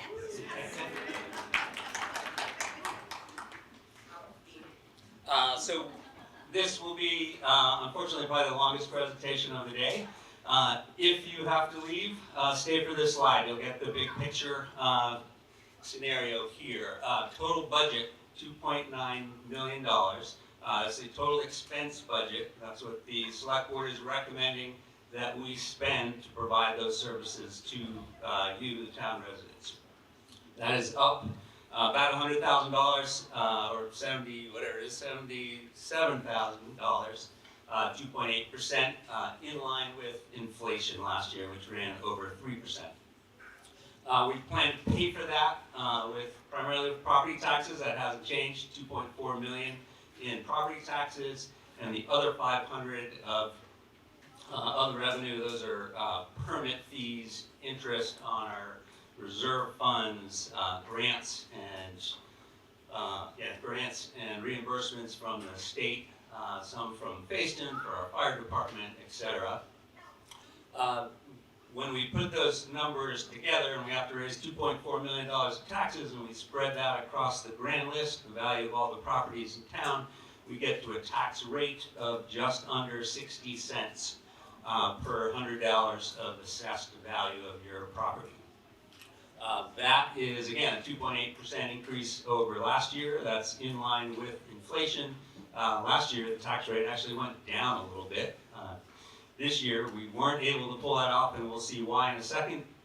But we were able to keep the rate of increase to, again, less than the rate of inflation, which I think is an accomplishment given given how we've all seen prices go up across the board. What else? That translates for a $400,000 home. That would translate into a $64 increase. A $400,000 home would today pay about $2,350 in taxes, and that would go up by $64, again, a little under 3%. We are also planning to continue to transfer funds to reserve accounts. The reason we do that is to set aside money now for big ticket items we need to purchase in the future. Next year, we are taking delivery of a brand new fire truck that's going to cost about $600,000. If we didn't have any reserve money and we had to pay for that out of your pocket in the year we buy it, that would lead to like a 25% increase in your taxes. So in my view, much better to spread the funding out for that, reserve that money over time, and then we have it ready when we need to buy the truck. So that's the plan. In the past, we used to borrow that money. We got away with that when interest rates were very low, 5-10 years ago. Interest rates, if any of you have noticed, are not so low today. So borrowing is really expensive. So better, again, in my view, to set aside reserves today to pay for big ticket items like fire trucks, road equipment, paving tomorrow. And lastly, speaking of debt, our debt service, the amount of interest and principal payments we pay each year, that is going down. That has been going down for the last 5-6 years. That number was over $400,000 in 2020. It's now down under $200,000, and we'll see later in the presentation it'll come down even further as we continue to pay down debt. I do want to thank former select board members who started us on this path. Christine Sullivan, Paul Hartshorn, who's here. They really started us on a path to stop taking on so much debt, start setting aside reserves, and allow our debt to come down, our reserve funding to go up, and keep our budgets more or less level funded over the last 3 or 4 years. That wasn't easy, and I appreciate your guys' effort.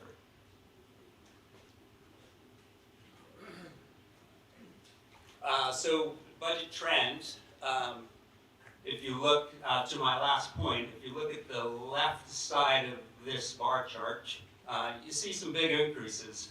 Those percentages at the bottom is the increase from year to year. So 12%, 11%.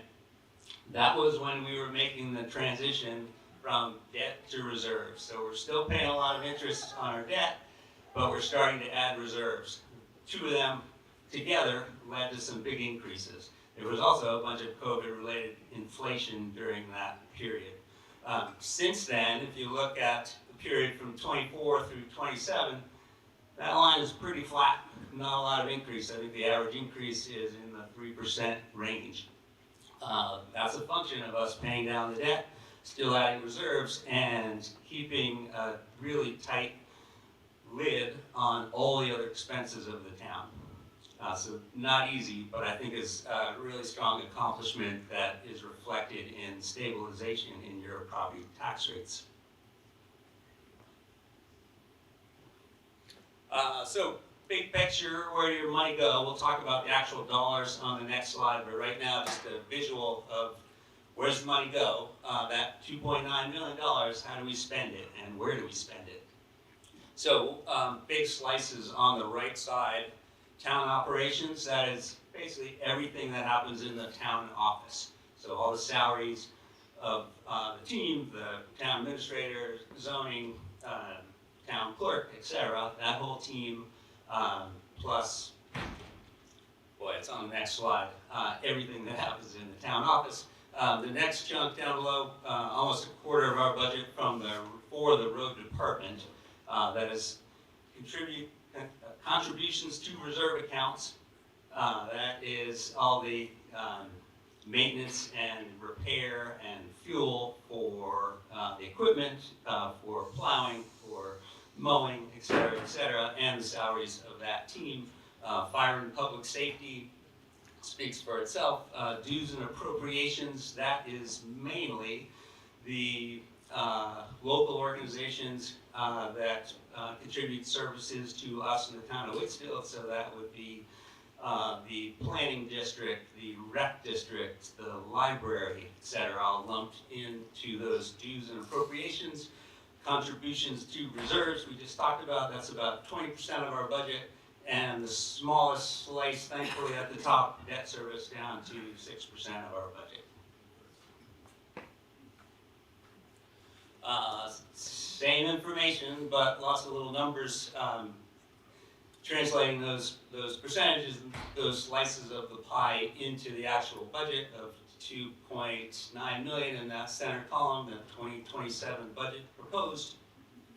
The thing I want to focus on here is the last column on your right, showing the percentage increase. And this is the first time in a while that we have seen like town operations be flat or even down a little bit. Inflation has driven that to 6, 7, 8, 9% increases over the last several years. This year we're seeing it basically flat with last year, which is awesome.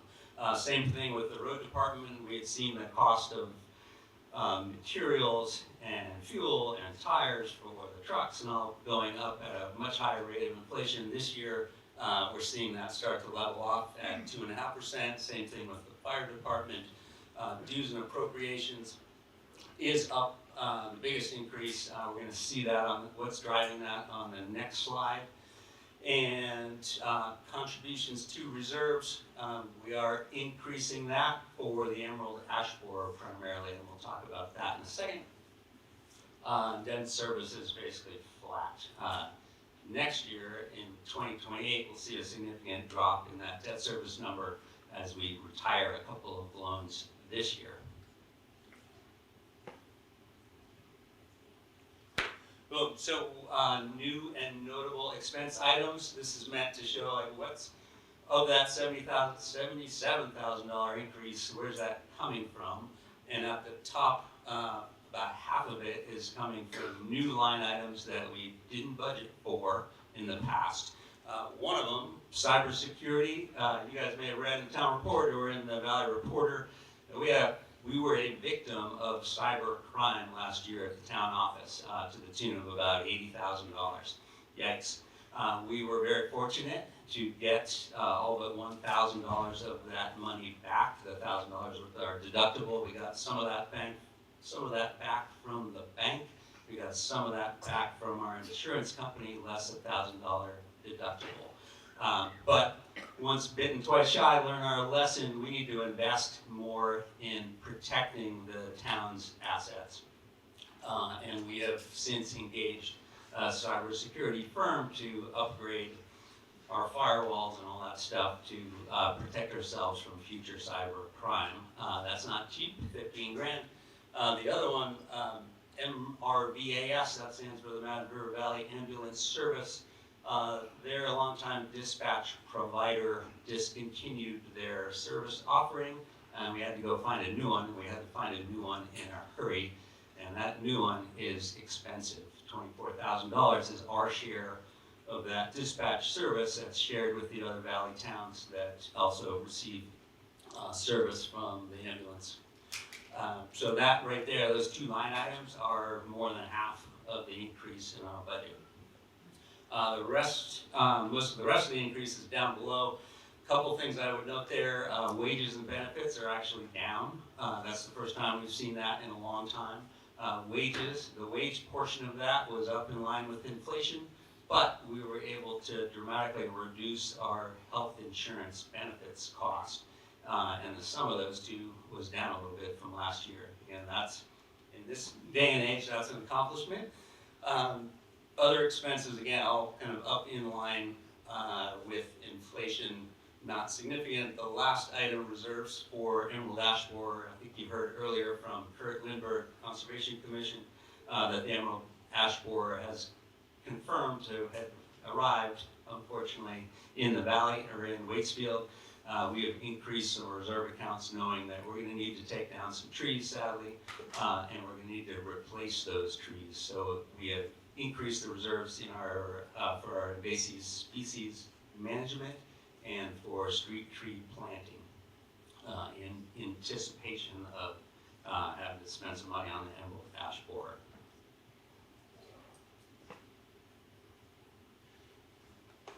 So we talked about reserve transfers at a high level earlier. This is showing the breakdown of where that money is actually going. Almost 20% of our budget, over $500,000, going to biggest chunk of it, 2/3 of it, to the road department. That in some ways is not a surprise, given the amount of work they do and the amount of equipment they need to operate on a daily basis. So again, 2/3 of it to the road department, another 22% to the fire department, and some to other town properties like the White House, like a conservation reserve that gives us the opportunity to buy properties that we may have interest in conserving in the town. Those are smaller amounts, but again, I remind you, this is the money we're putting aside in reserve for future purchases down the road. We're not spending this money today, we're setting aside in reserve.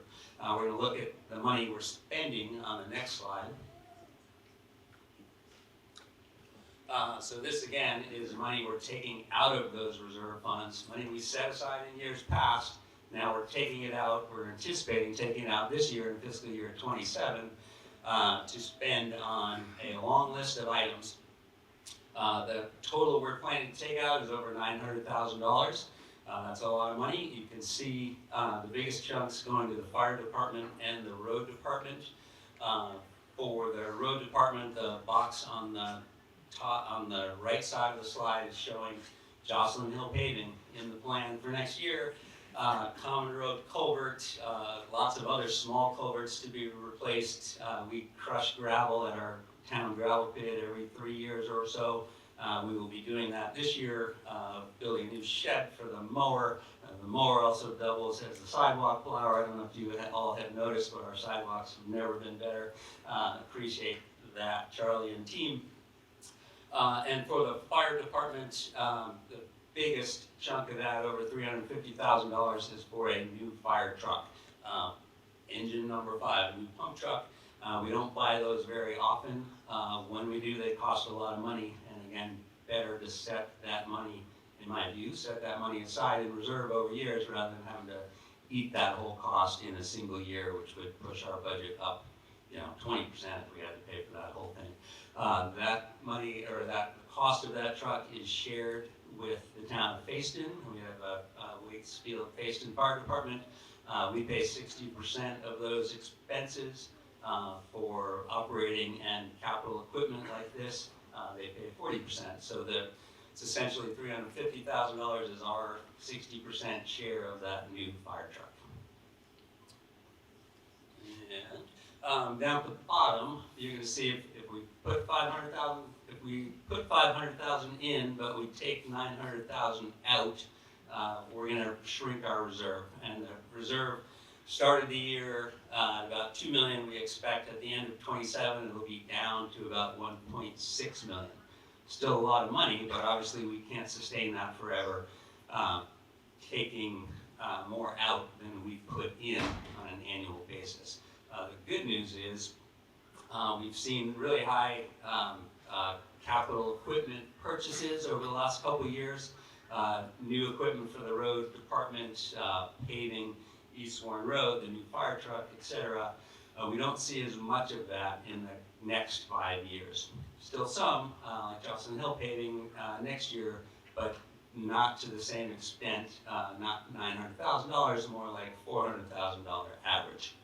So that's a good news. These things are somewhat cyclical. Again, we can level out the impact on our budget if we put that money aside in reserves up front.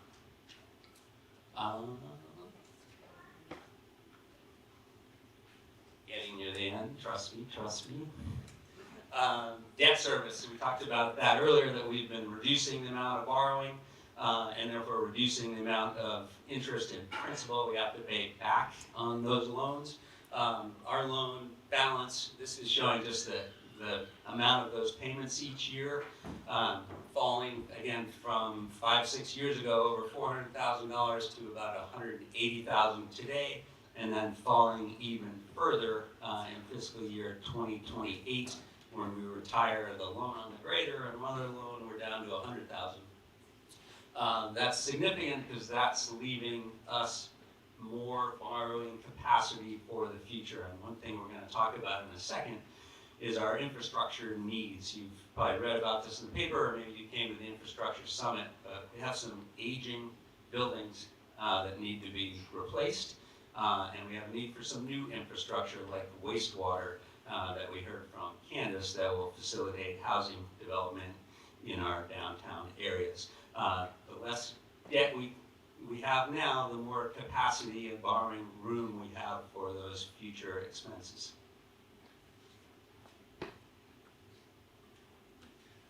Quick shift to revenue. We just spent slides and slides and slides and me going on and on about all the expenses.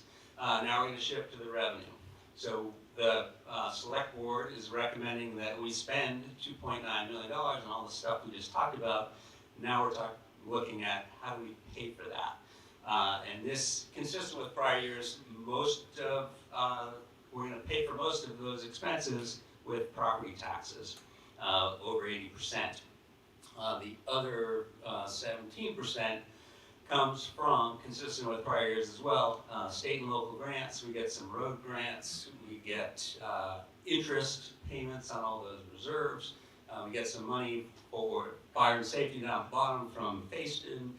We collect permit fees. We collect penalties on delinquent taxes, of which we don't have a lot, thankfully. All that adds up to about $500,000. The balance of $2.4 million we raise in property taxes, and we'll look at the impact of raising that $2.4 million on your property tax bill on the next slide.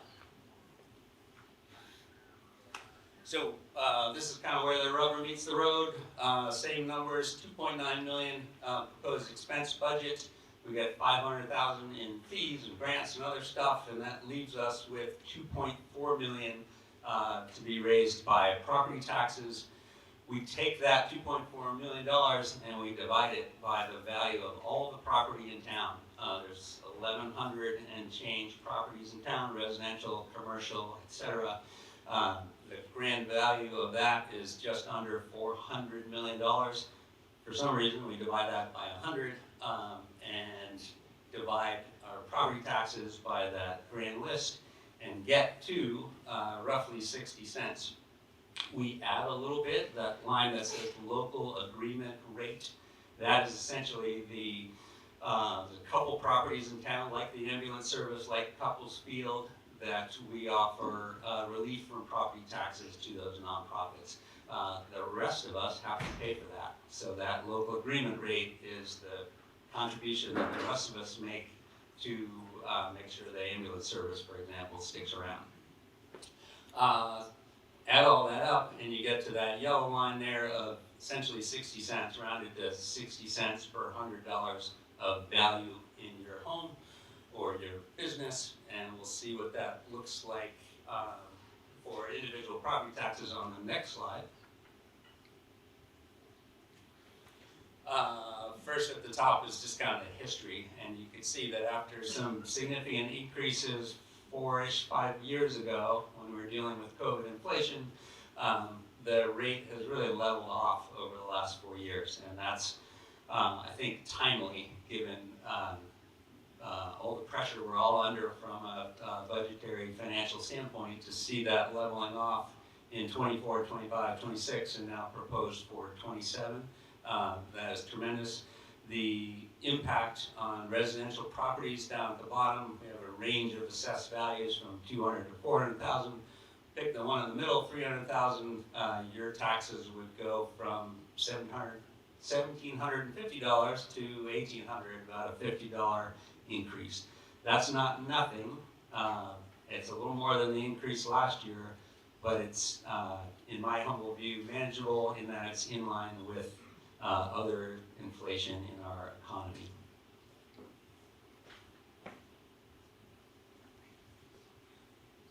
Nearing the end, everything we looked at is the proposed budget that the select board and town administrator and other departments have come up with. We do pass on to you the opportunity to vote on special appropriations requests from others in the community, and those are listed here. I won't go into the detail on each of those because we're going to talk about them and vote on them shortly. But I do want you to see the sum total of those is $29,000. If we approve all of those, it would add another 1% increase to our budget. So what's presented by the select board is a 2.8% increase. If we add all these special articles, add another 1%, so a 3.8% increase in total. Again, this is your power as voters and residents of the town of Waitsfield to think about those and think about whether you support those. We'll talk about them more when we get into the articles. All right, down to the end. I do want to look forward. Everything we've done has been talking about fiscal year 2027. That runs from July 1st to July 1st of this year, 2026, so starting in 3-4 months, to June 30th of 2027. That's our funky fiscal year. Looking further out, we can see that we got some big ticket items coming. We talked about a fire truck for $500,000. Unfortunately, like a new fire station or a new town garage is going to cost significantly more than that, and we need to figure out how to pay for that. Most of those buildings were built in the 70s. They are showing their age and their wear. Charlie can attest to the leaking roof, the unsafe conditions that creates in the town garage. We're going to need to replace that building. That's probably the first one on the list. Covered bridge, we just had an inspection. There's significant rot and issues with the covered bridge. That's pretty important to our tourist economy and for all of us, I think. We're going to need to spend some money to maintain that. That first list of the aging infrastructure, that could cost us more than $10 million in aggregate. Doesn't mean we have to pay all that money tomorrow, but in aggregate, when you add that stuff up, that's a significant cost. The next center block there, new infrastructure for growth and resiliency. It's one thing to replace old stuff. We also, I feel, need to keep the town moving forward, need to keep providing opportunity for new residents, younger people especially, to move here and live here, and wastewater is one of the key ways we can do that. Providing municipal wastewater in conjunction with the changes in zoning the Planning Commission has already made will allow for additional infill development in the villages, and presumably that will be more affordable housing than up on the valley walls. So that chunk in the middle for both growth and resiliency, that's another big ticket item that might be more than $10 million as well. Again, it's not tomorrow, but it's something we need to plan for in the future. Add that together, $20 million. If we can get long-term loans to pay for that type of infrastructure, the cost of that is about $50,000 per $1 million of borrowing. So if we borrowed $20 million, that's going to be $1 million of additional debt service. Our budget's, about $3 million. So taking on another $1 million, that ain't going to be easy, and that would lead to a really significant impact in your property taxes. Not trying to scare you, but that's the reality. Is like we can't let those buildings fall down because then we would no longer be able to provide the services that you deserve and our visitors deserve, and our visitors are the source of a lot of the revenue that keeps this town rolling. So we gotta do something. The best available alternative, other than just jamming it on the property tax, that the select board has come up with is a local option tax. Taxes are never popular, we totally get that. But again, the alternative is put all that expense, that $1 million of debt, on the property tax. That's really challenging in my view. Another option we have, again, is a local option tax. First of all, just quickly, what is it? It is adding a 1% tax on top of the existing state sales tax on these categories: retail and online sales, meals and alcohol, and lodging.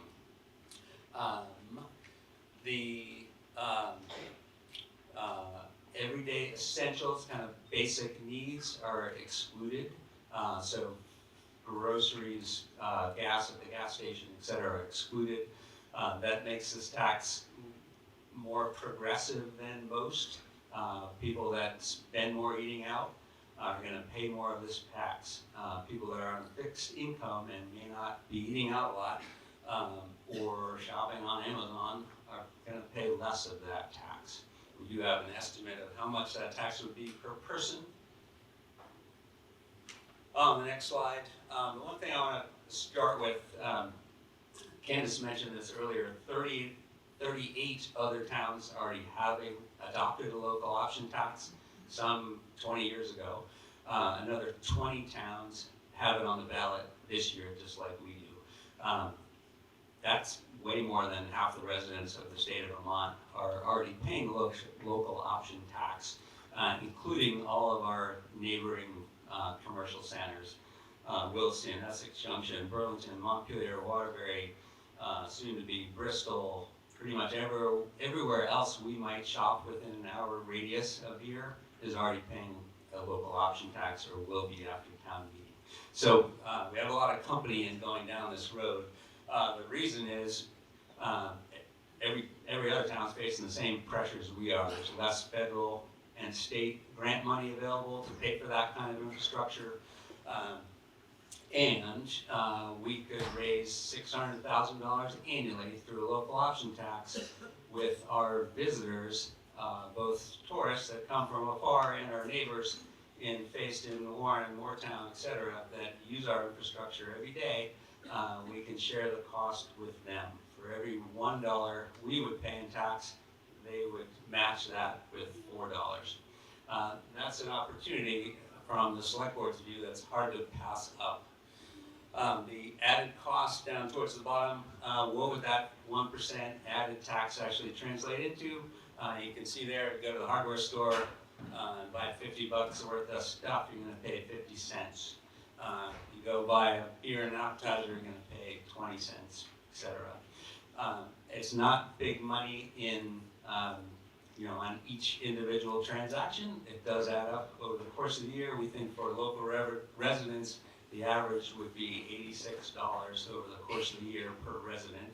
Again, some are going to pay a lot less than that. Some are going to pay a lot more, depending on your spending habits. But the benefit down at the bottom, that revenue would be equivalent to a 25% increase in your property taxes. Pretty sure I'd be voted out of office if I proposed a 25% increase in your property taxes next year. The local option tax is a way for us to still fund that future infrastructure that we need without jamming 25% increases on your property taxes. Last slide. Drum roll. Key takeaways. This is a recap of everything we already talked about. Probably don't need to read it all. But again, $2.9 million budget. Most of that funded with property taxes. That leading to a just under 3% increase in your property tax rate, about $50 on a $300,000 home. And another plug, we have a lot of infrastructure costs coming, and that the local option tax would allow us to make those infrastructure investments while also stabilizing your property taxes. That was a lot. Thank you for sitting through that.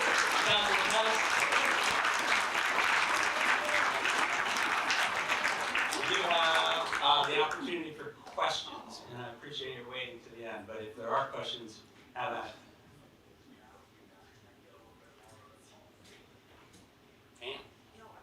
Pam? Sure.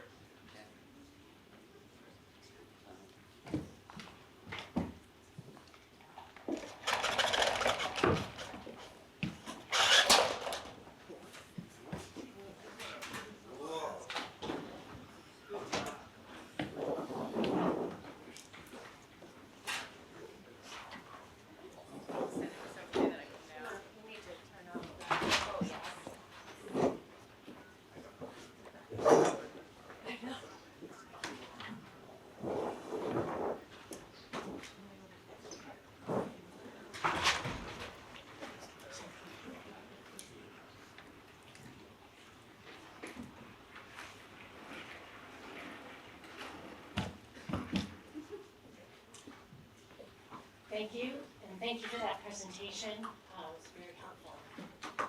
Remember that we're on one article, and every voter is allowed to raise their hand and offer comments 2 times. So we're really trying to get everyone to participate before I would go back to that person. So if you have multiple questions, feel free to list them, and then we will be able to address them. So that way you wouldn't have to wait until the full body would be raising questions before you would have your turn again. So, are there any questions or comments on the budget? And Erica, could you come to the microphone and please state your name and offer your question? I'm Erica Trouble-Strome. Thank you so much for that very in-depth explanation. That was really quite short but very informative. I'm just curious about, I know that the state, I was going to say something during Candace and Dara, is discussing a progressive tax on 2nd, 3rd, 4th, 5th, 6th homeowners. We can also do that as a municipality. And being that the lot tax does affect all of us, I'm wondering kind of rhetorically if that's something that we can start discussing as a town to help us who live here all the time. I have 4 homes around me that are 2nd homeowners. One is a 5th homeowner. So they're really reaping a lot of benefits from that. Yet the tax base, if you don't actually qualify for a rebate for state taxes, for your homeowner taxes, you're kind of right in line with those 2nd homeowners percentage-wise in paying. So just progressively, perhaps we can start discussing. And I don't want the flight of the rich away from towns that are doing this. There's proven over and over again through many states, many municipalities across the Northeast as well as in the West that have proven that people are not leaving. And they are continuing to invest in the places that they love, Waitsfield being one of them. So that's it. Thank you for all your hard work to everybody. Thank you. Would anyone like to respond?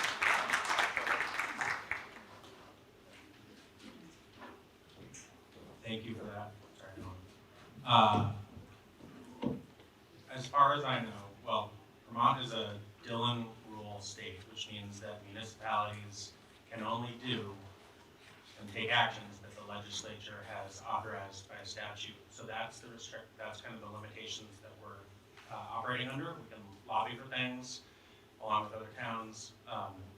That's why I don't believe there is a current mechanism, and maybe some others who are more active in Montpelier would know, but I don't believe there's a statute by which we could do those things. I think they're discussing them in Montpelier, but that's why I just wanted to mention the local option tax, which is a 1% add-on, is the only current significant revenue source that Montpelier has, that the state law has authorized us to do. And so I love all creative ideas, and I just wanted to reiterate that we have a very limited box of things we can do with regard to taxing creatively.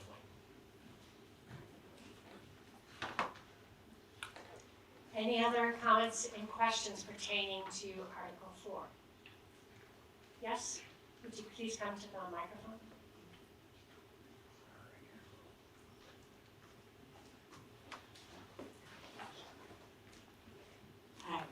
added time again. I have been wondering, as we talk about the additional housing and hopefully affordable housing that the wastewater will bring, if there are any considerations or ideas on how to make sure that stays for the local housing that we're hoping to provide and doesn't also add to the rental housing. Thank you. The question was about keeping potentially new housing development affordable. Would anyone like to address that? We have started the process of drafting a wastewater ordinance, similar to we have a water ordinance for our water system now. And part of that process will be determining what our priorities are for future development that would hook up to the wastewater system. And I think we haven't gotten into the details of that yet, but my hope, and I think it's a shared desire of the select board and the folks who've been working on wastewater, that a significant portion of that would be allocated to housing, whether it's affordable housing, market rate housing, but housing development within Iversville and Waitsfield Village. And maybe I want to see if anybody else has to add to that. Yeah, and I just wanted to make sure, my hope is that new housing that's created, if when wastewater is constructed, doesn't turn into short-term rentals downtown. And sorry, is that better? I want to make sure that housing that's built after wastewater is constructed, hopefully, doesn't turn into Airbnbs only downtown. I want to make sure it's for young families and people who need affordable housing. And I think we'll be looking at that. The Planning Commission is starting to look at short-term rental policies, and that will be part of that. Everyone hear that?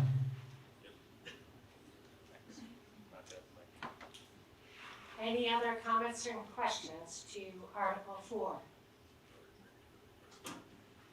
Oh, yes, please.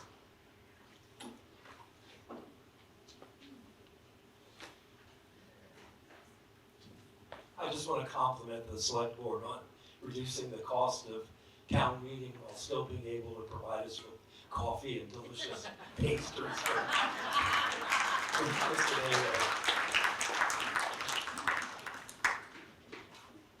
They do say if you feed them, they will come. Yes, please, and please state your name. Mark Baglini. It's not a huge item, but I see that we pay under dues and assessments.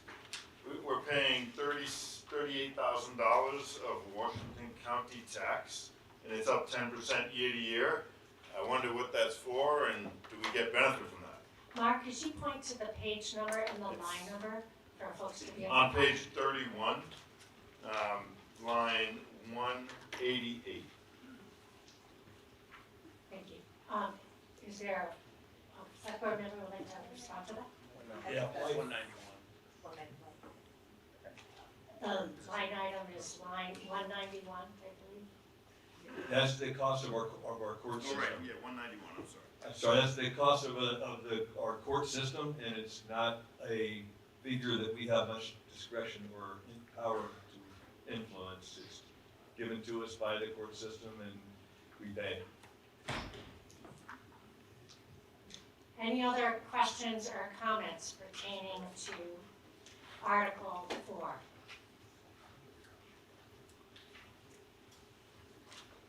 Well, seeing none, we will put Article 4 to a vote. The motion is, shall the voters approve a municipal budget of $2,874,507 to pay the operating expenses and indebtedness of the town, of which an estimated $2,376,777 will be raised from property taxes. I must ask that all voters that are Waitsfield voters, please be on this side of the fence that we have here, as we are about to vote. Okay. For all those in favor of this motion, please signify by saying aye. Aye. All opposed, say nay. The ayes appear to have it, and the ayes do have it, and you have passed that motion. We are moving on to Article 5.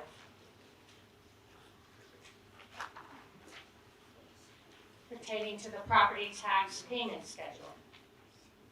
Article 5 reads, shall the voters authorize the town to collect taxes on real property by 4 equal parts, payments made to the treasurer as follows. 1/4, 25% to be paid without discount, no later than Tuesday, September 15th, 2026. The second quarter, 25% to be paid without discount, no later than Monday, November 16th, 2026. The third quarter, 25% to be paid without discount, no later than Tuesday, February 16th, 2027, with the remainder quarter, 25% to be paid without discount, no later than Monday, May 17th, 2027. Are there any comments or questions to this? Oh, excuse me, I haven't moved. Excuse me. Do I have a motion to adopt Article 5? Yes, Mac Rude just made that. Do I have a second? Second. Brian Shoup, seconded. So the question of the Article 5, so unless there is no objection, I will not read it again, but the question is to release the payment schedule for paying property taxes. Are there any comments and questions now on this article? Seeing none, I will put Article 5 to a vote. Shall the voters authorize the town to collect taxes on real property by 4 equal payments made to the treasurers as follows. 1/4, 25% to be paid without discount no later than Tuesday, September 15th, 2026. The second quarter, 25% to be paid without discount no later than Monday, November 16th, 2026. The third quarter, 25% to be paid without discount no later than Tuesday, excuse me, February 16th, 2027, with the remaining quarter, 25%, to be paid without discount no later than Monday, May 17th, 2027. All those, excuse me, all those in favor of the article, please signify by saying aye. Aye. Those opposed, say nay. The ayes appear to have it. The ayes do have it. And we have passed the motion to adopt Article 5. Moving to Article 7, you may recall we had talked about the order of these articles earlier today. The motion is, shall the voters authorize the creation of an all hazards recovery reserve fund to enable the town to fund unanticipated expenses associated with damage to municipal infrastructure from future natural and man-made disasters and similar emergencies, and approve the transfer of $10,000 to that fund from the general fund. Do I have a motion to adopt Article 7? Right? Brian made that motion. Do I hear a second? I hear that from Beth Phillips. We'll now put that motion up for discussion. Article 7 reads, shall the voters authorize the creation of an all hazards recovery reserve fund to enable the town to fund unanticipated expenses associated with damage to municipal infrastructure from future natural and man-made disasters and similar emergencies, and approve the transfer of $10,000 to that fund from the general fund. Would anyone like to speak to this article? Chris? Yes, we all know that we're going to have a disaster hit our town sooner or later. We just don't know when. We had Tropical Storm Irene in 2011, and we are just now beginning, or we just finished paying off the loan that the town had to take to repair our infrastructure.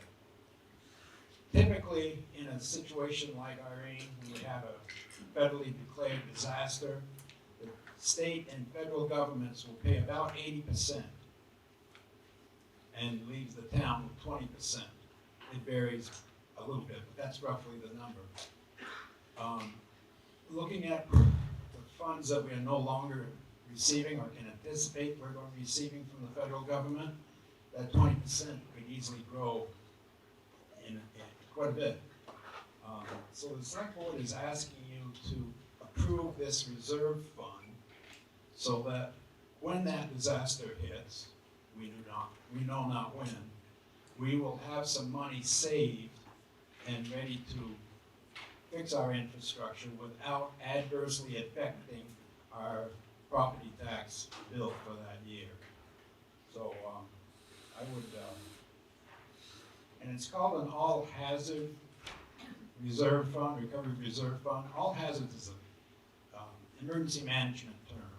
It can mean any natural or man-made disaster. So it gives the board some latitude to fix different types of emergencies that may happen to our town. Thank you. Excuse me. Thank you, Fred. Are there any comments or questions about this article? Yes, please come to the microphone and state your name.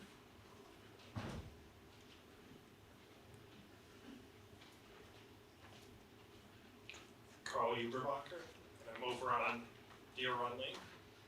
And my question pertains to this, but also to Article 6, so if you could fold them together, just. Oh, we need to keep it pertaining to Okay, this article? okay.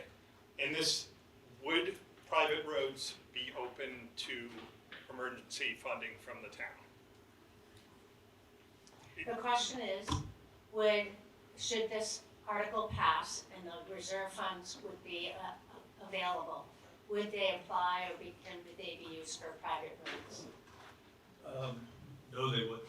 To my knowledge, we've never put public dollars into maintaining or upgrading private roads. I want to add to what Fred said.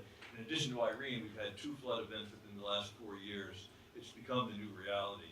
But no, under the current policy, we wouldn't be putting the money into private roads. Okay, I agree with what you said about the floods in the last 2 years. My road was one of the roads flooded. We now face a $100,000 repair bill. And our road is not big enough for the people on the road to support that. And I'm not saying that just because of myself. I'm saying that looking forward, the ability of individual private roads in this town to maintain culverts, repair roads from catastrophic flood damage, as we saw last May from 25 minutes of rain, is outstripping the ability of some of the roads. And I think that that's something moving forward that I'd like the town to kind of consider and look at and bring it to the public forum. Thank you for your time.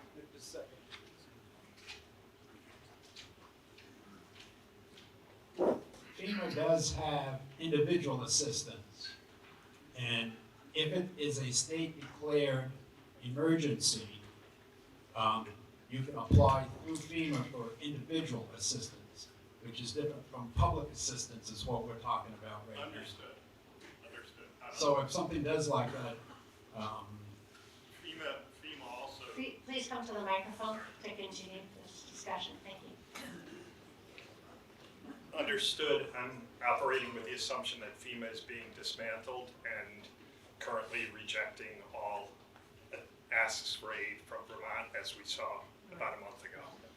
Thanks.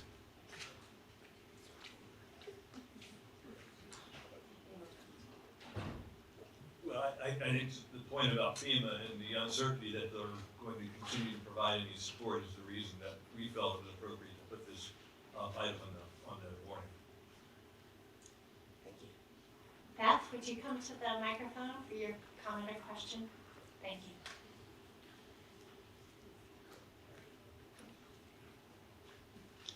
My question is it even legal to use public funds for private property repairs? That is a good question. Please note that this article pertains to public dollars for public infrastructure. That the question is it even legal to use public dollars for private infrastructure? it is a good question It's a good to ask. question, and I think we'll look into it as we look into the request that we consider support for private roads. But I think currently what we're proposing with this article is that we put money aside to restore town infrastructure in the case of a disaster. Any other comments or questions? Yes, Phil, would you come to the microphone, please, and state your name?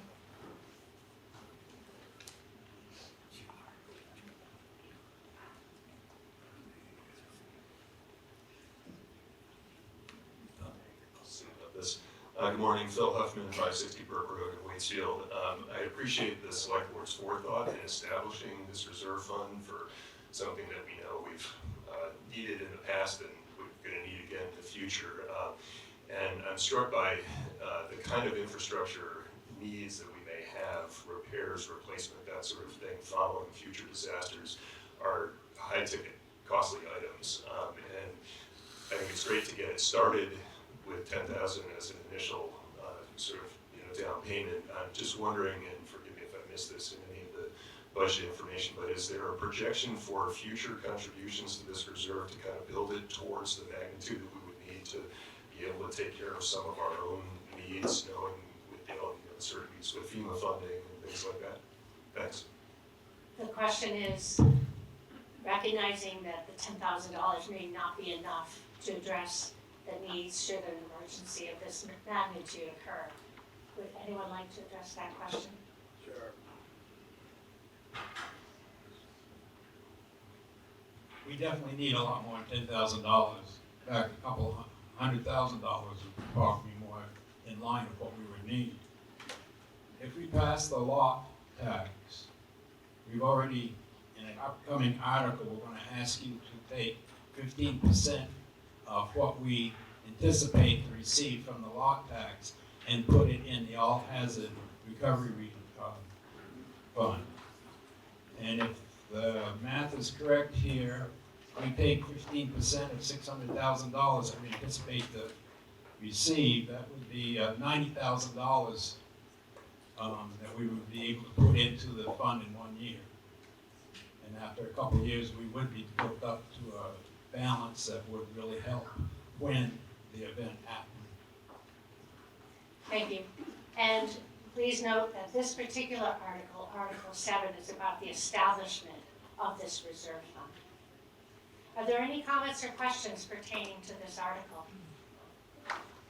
Seeing none, I will place this article to a vote. Article 7 reads, shall the voters authorize the creation of an all-hazards recovery reserve fund to enable the town to fund unanticipated expenses associated with damage to municipal infrastructure from future natural and man-made disasters and similar emergencies, and approve the transfer of $10,000 to that fund from the general fund. All those in favor of this article, please say aye. Aye. Those opposed, say nay. The ayes appear to have it. The ayes do have it, and you have passed the motion to adopt Article 7. Now, as you recall, we moved Article 7 ahead for that pertain to the establishment of this fund. We are ahead of Article 6, so we're now moving to Article 6. Article 6 reads, in the event, excuse me,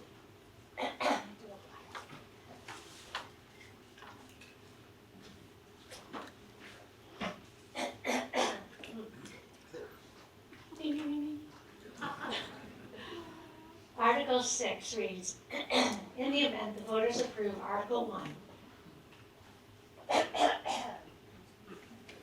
blasted frog, in the event the voters approve Article 1, authorizing the establishment of local option taxes pursuant to 24 VSA Section 138B to be voted by Australian ballot, shall the voters authorize the transfer of fiscal year 2027 revenue for local option taxes in accordance with the following allocation. 35% to the Bridge and Culverts Reserve Fund. 2, 20% of to the paving reserve fund.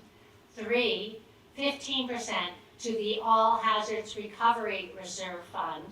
4, 15% to the Waitsfield Facein Fire Department building reserve fund. And 5, 15% to the road department facility reserve fund. Do I have a motion to adopt Article 6? So moved. I heard Charlie Goodman. Do I hear a second? Second. I hear Beth Phillips seconding that. So the question to Article 6 is, with no objection, I will not read it again, but the question refers to the allocation of revenues from the local option taxes in fiscal year 2027. If voters approve Article 1 is authorizing the establishment of a local option tax is being voted on today by Australian ballot. Would anyone like to speak to this article? Oh, Yes.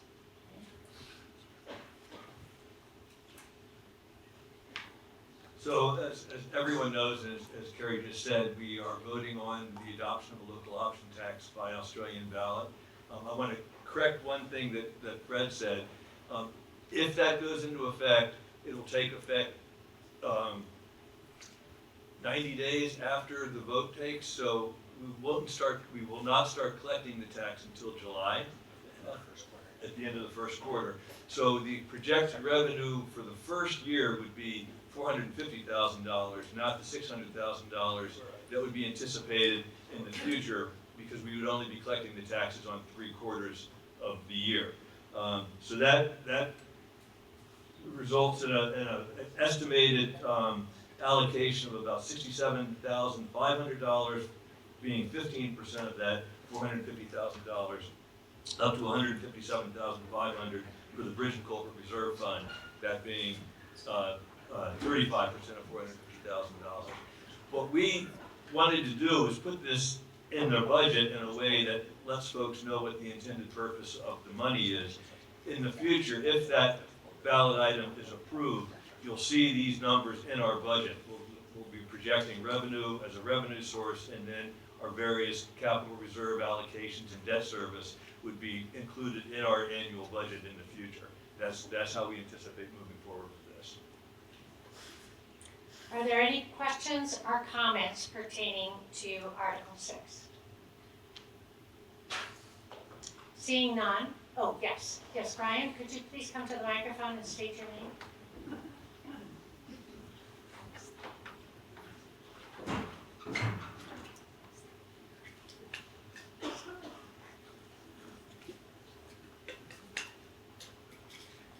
Thanks, Brian Voigt, Bent Hill Road. I've got a couple of Could you questions. please place the microphone right near your chin, is the best way. Just tilt it. You could also pull We're going straight rock and roll. Charlie's Rules of Order. I've forgotten all my very simple questions. I appreciate that. Has the select board considered caps on any of these funds? I note that, for example, we've got the Waitsfield Facein Fire Department building. At some point, that building will be replaced. And same thing with the road department facilities reserve fund. So I'm wondering if the select board has considered caps on any of the funds. I would really encourage the select board to continue to propose an allocation in future years and let town members vote on that instead of moving it into the regular budget. I think it becomes a more transparent process. It also allows for broader solicitation of ideas about the way that this money can be used. Thank you. I may also want to propose an amendment, but I would like to hear the responses from the board first. Yes, thank you.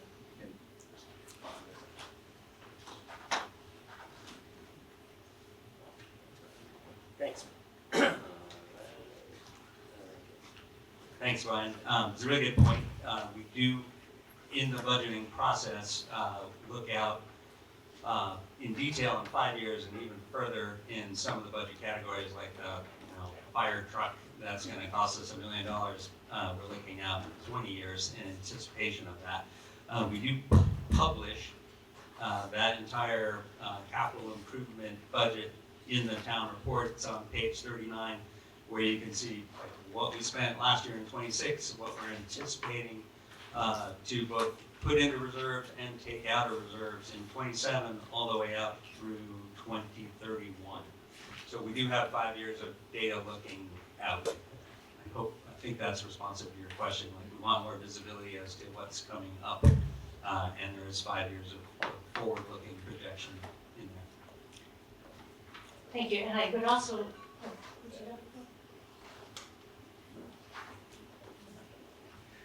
Yeah, and just to the other point Brian made about transparency, if we put it in the budget, it would be shown as a revenue and the allocation would be shown as various expenditures. And the voters would have the opportunity to both make sure you understand how that money's being spent and make motions to amend the budget to reallocate that money in a way that you think would be better allocated than what the select board puts forward. So whether it's a separate line item or it's in the budget, the same process would apply, that you would have the ability to make changes to that budget and how the money is used in the future. thank you, and I do draw the attention to the term of this article. It is for the transfer for 1 year, for fiscal year 2027. Would you like a follow-up comment or question? I would like to propose an amendment if the time is right for that. Yes. I didn't make it far enough into Robert's rules this morning. So I would like to revise the allocation. Well, first I'll preface, I was disappointed to not see a conservation line item on this list. Earlier today, Chach referred to our natural landscape as part of the infrastructure that we see. We see a lot of these points here related to infrastructure, and so my amendment would be to reduce the Bridge and Culvert Reserve Fund to 20%, 10% for to go to the Conservation Reserve Fund, and for that other 5%, if we're not allowed to tax second and third, etc. homes at a higher rate, I'd like to see a 5% buy down of primary residence tax rates with the other 5% of that money. Thank you.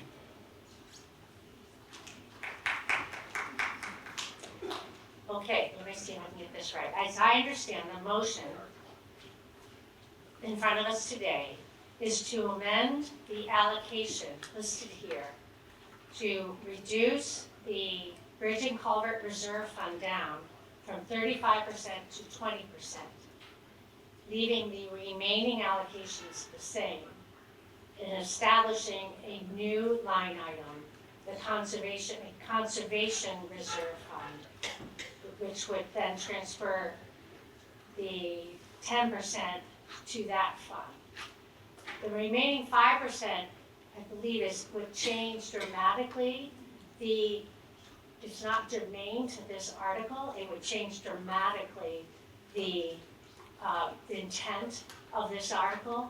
So I would need to find that portion of your amendment out of order. And in that case, I would welcome you to, we would need to take a vote on that. So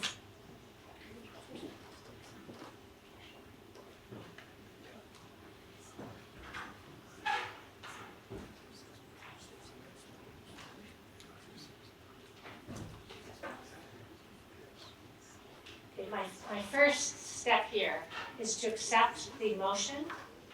So the motion in front of us today for your vote is to amend Article 6 by reducing the allocation to the Bridge and Culvert Reserve Fund from 35% to 20%, and to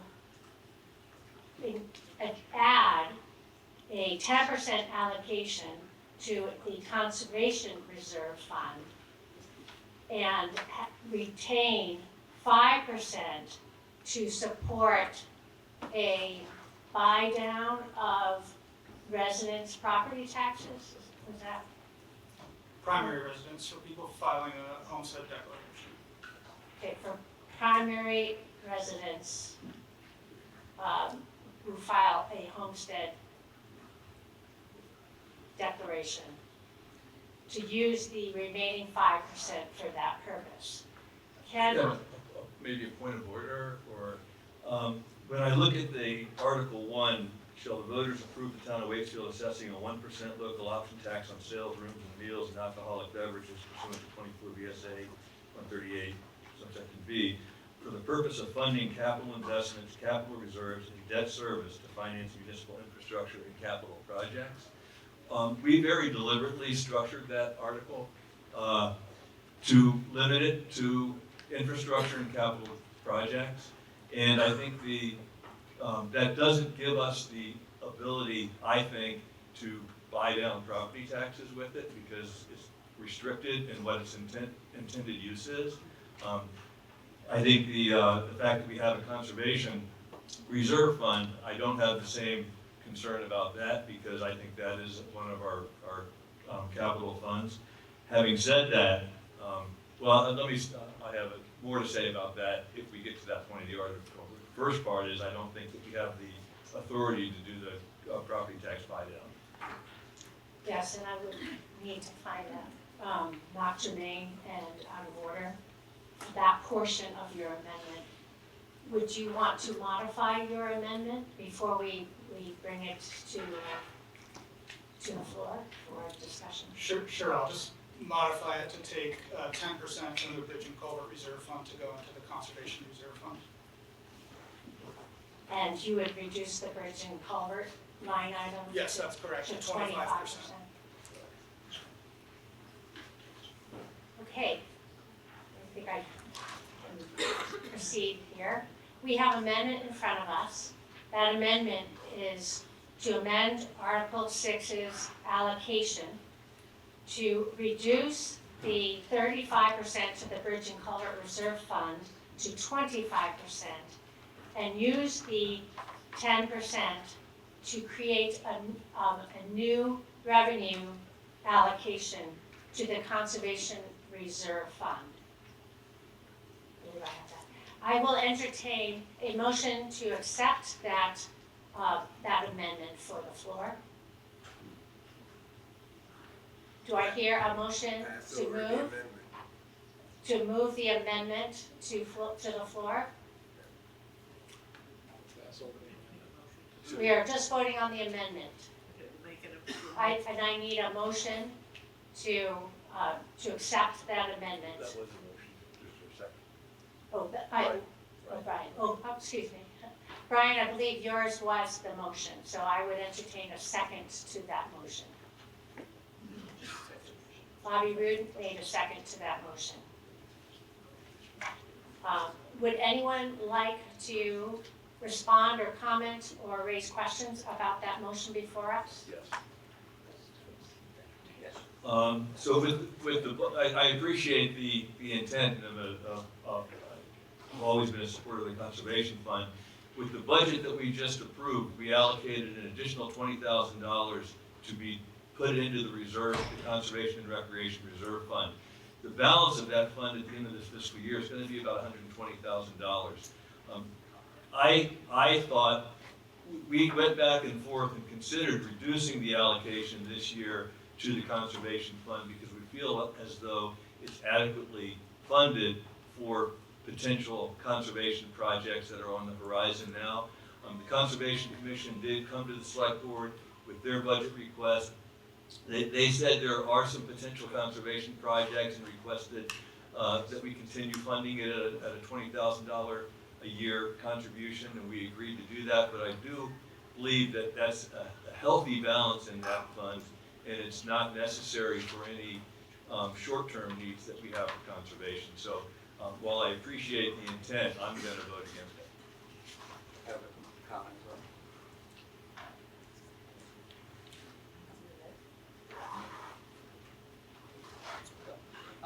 Similar to Brian, I really appreciate the intent, but I wanted to share rationale for putting 35% to the Bridge and Culvert Reserve Fund.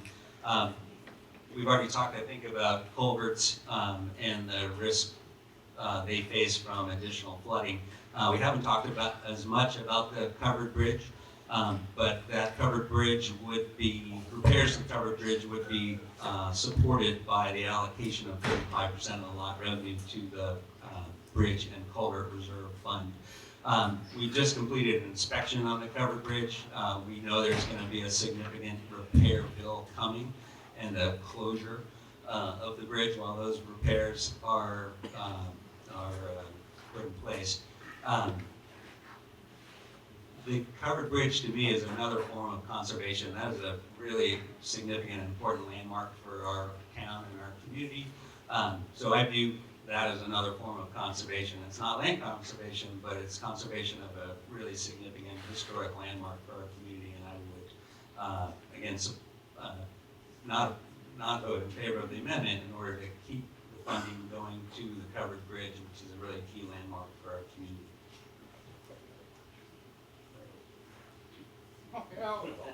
We also are going to have to replace, most likely, the Meadow Road Bridge. That's going to be really expensive.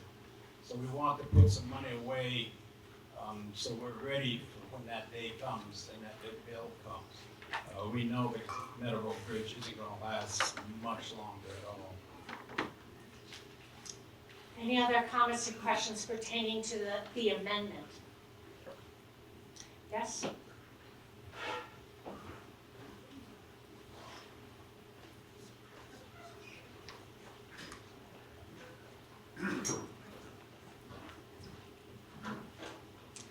Phil Huffman again, Brook Road.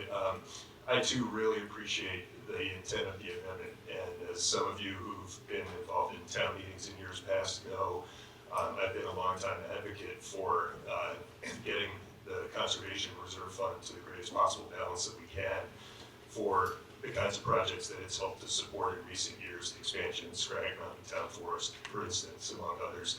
I feel conflicted about this, but I think if this amendment does not pass, I would, and recognizing that the article is about fiscal 27 funds, it's only a one-year thing, I would encourage the board, the select board, and all of us to think carefully in future years about the possibility of dedicating some of the lot revenues towards the Conservation Reserve Fund if we find that the balance in that is going down and there's an increasing need for funding in that fund.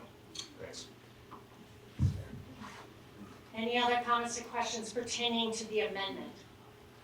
And the amendment is to reduce the bridge and culvert allocation from 35% to 25% and to add a 10% to a new allocation which would go to the Conservation Reserve Fund. Any other comments or questions on the amendment? Seeing none, we'll put the amendment to a vote. All those in favor of the amendment to reduce the bridge and culvert allocation in Article 6 from 35% to 25%, to add the Conservation Reserve Fund to this list and to allocate 10% to that fund. All those in favor of the amendment, and now a yes would be supporting that amendment. All those in favor of the amendment, please say aye. Aye. All those opposed, say nay. No. The nays appear to have it. The nays do have it. And we have not approved the amendment to Article 6. Are there any other comments or questions pertaining to the article in front of us? Yes, Article 6. Yes, Mark? Please state your name. Mark Baglini, Village Woods Road. Actually, two questions.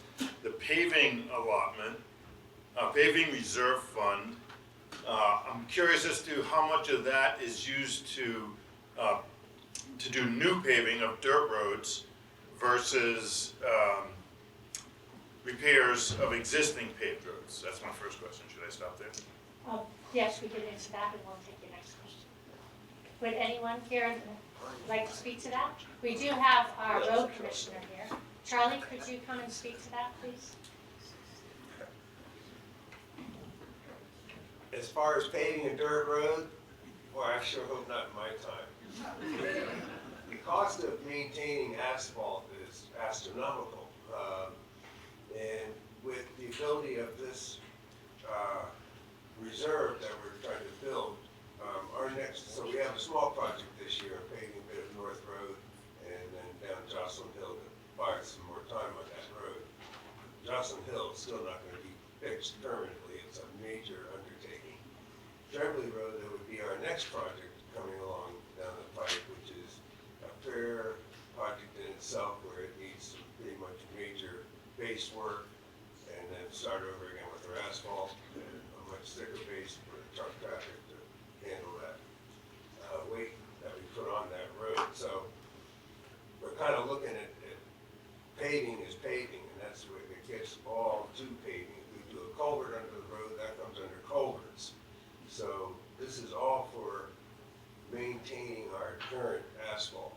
We just spent $650,000 roughly last year on a bit of paving that we did. We were recipients of very excellent oil prices, which brought those prices way down for us.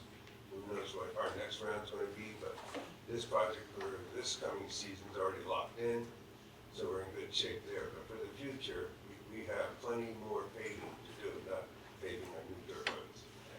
Thank you. I believe we have a follow-up question or comment from Mark. Thank you, that sounds good. My second question is, I was a little surprised to not see any allotments to either the wastewater project or a new town garage, or at least a more general infrastructure category that might cover the garage. So I'm curious as to either one of those got consideration.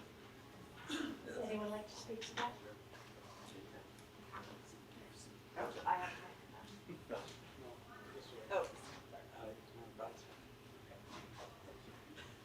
Yeah, I think in the future, the anticipation is that the lot funds would be used for debt service for wastewater and or the town garage. Those are two items, I think, in Josh's presentation that were clear that we will likely, that will involve borrowing. So at this point, we're not putting money, there's not any expenditures this year. We do have $100,000 that we put into a town road facilities fund that we're funding the design work for the town garage that we expect to bring before the voters either in the fall or soon thereafter. And future allocations of the lot would go to debt service for that. Likewise, I anticipate that in the short term that we would be using lot funds for the wastewater bond as well, but that would be paid down over time as capacity, as users came on and user fees grow to the level that they'd be able to support it. Is that? Okay. Yes, Beth, could you please come to the microphone?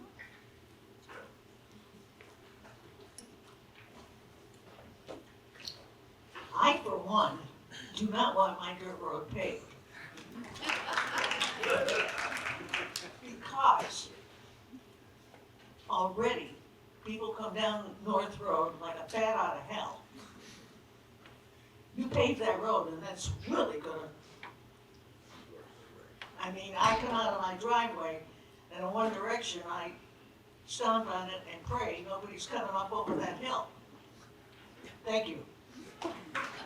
So Charlie, I wouldn't make up anything upset that.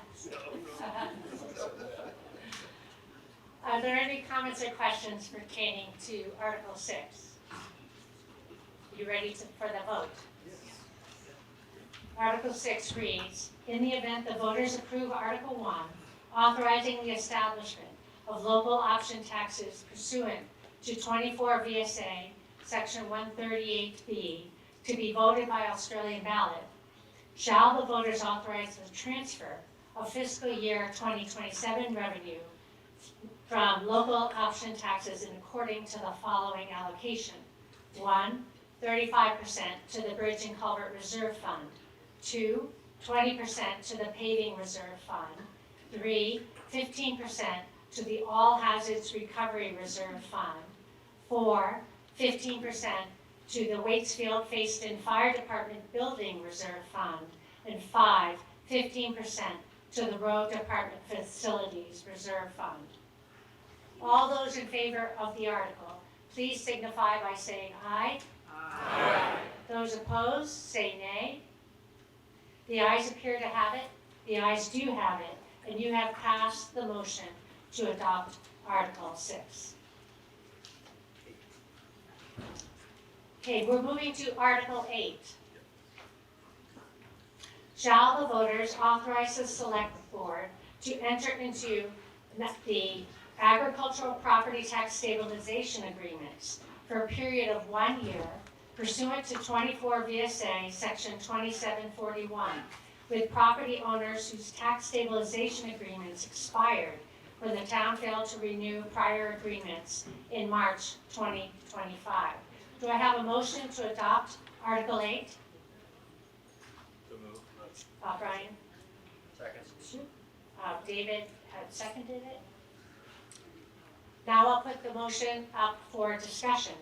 Shall the voters authorize the select board to enter into agricultural property tax stabilization agreements for a period of 1 year pursuant to 24 VSA Section 2741 with property owners whose tax stabilization agreements expired when the town failed to renew prior agreements in March 2025. Would anyone like to speak to this article?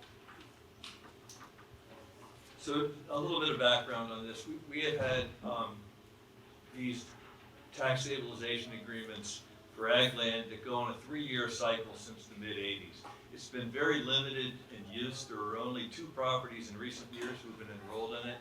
Last year, we were without a town administrator when we put the budget together and put the warning together. We were, figuring things out, and we just totally neglected to put it on the warning. We forgot that we weren't aware that the 3-year cycle was up. And we felt badly that we just cut the property owners who had an expectation that it would be on the ballot again off of that tax stabilization agreement. At the same time, as we talked about whether we should put it on the ballot again, give them that opportunity to re-enroll, we concluded that there are other options for a tax relief for farmland. There's the current use program.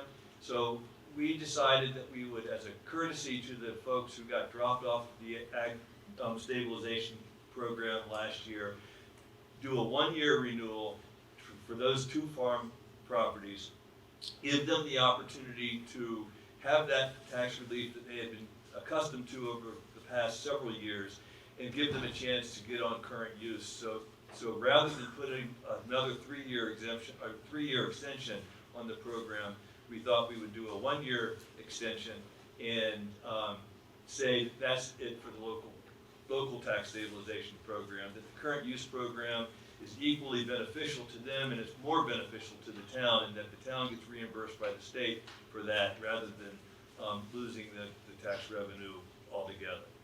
If that's clear. Yeah. I think Josh has something.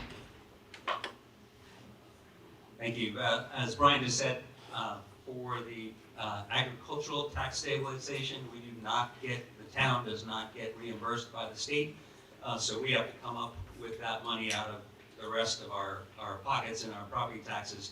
However, the impact of that is, I would argue, de minimis. It's 1/10 of 1 penny on the addition to the municipal property tax rate of 60 cents. For a $400,000 home, that would be $4.83. That's pretty small, and the intent, as Brian just said, is to do this for 1 year and then ask those 2 properties to move into the current use program. So, $4 or $5 on a $300,000 or $400,000 home this year, with the prospect that that goes away because it will be reimbursed by the state in future years. Any comments or questions to Article 8? I've got one more.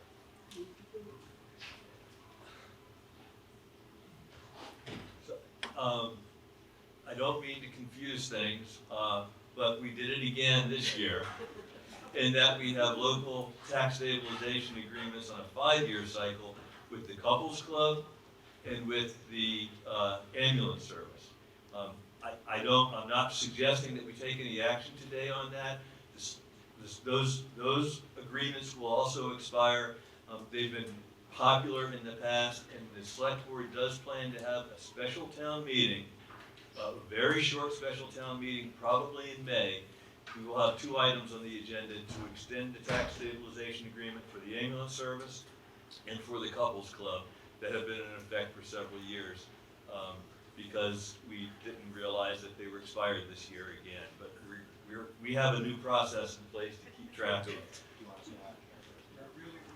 And we consulted with the moderator and the town attorney. If there were a motion to amend this article, it would not be germane, and we wouldn't be able to take it up today. So we do have another process. We want to do it before we set the tax rate in June. So just mea culpa, that's our transparency of the day. Any other comments or questions pertaining to Article 8 in front of us? Seeing none, we will put Article 8 to a vote. Shall the voters authorize the select board to enter into agricultural property tax stabilization agreements for a period of 1 year pursuant to 24 VSA Section 2741 with property owners whose tax stabilization agreements expired when the town failed to renew prior agreements in March 2025. All those in favor of this article, please signify by saying aye. Aye. Those opposed, say nay. The ayes appear to have it. The ayes do have it. And you have passed the motion to adopt Article 8. Moving on to Article 9. Article 9 reads, shall the voters approve the sum of $4,000 to Hannah's House, which provides mental health and counseling services to town residents pursuant to 24 VSA 2691. Do I have a motion to adopt Article 9? May I speak on behalf of Hannah's House, please? In a moment you can speak to it, but I'm looking for a person to make that motion. Okay, we have David making the motion. Do I hear a second? Second. Yeah, I heard Fred making that second. Sure. Anyone like to speak to or make comments about this article? Oh, excuse me. We'll now put the motion up for discussion, which reads, shall the voters approve the sum, shall the voters approve the sum of $4,000 to Hannah's House, which provides mental health and counseling services to town residents pursuant to 24 VSA Section 2691. Would anyone like to speak to this article? Yes, please. Please come to the microphone and state your name.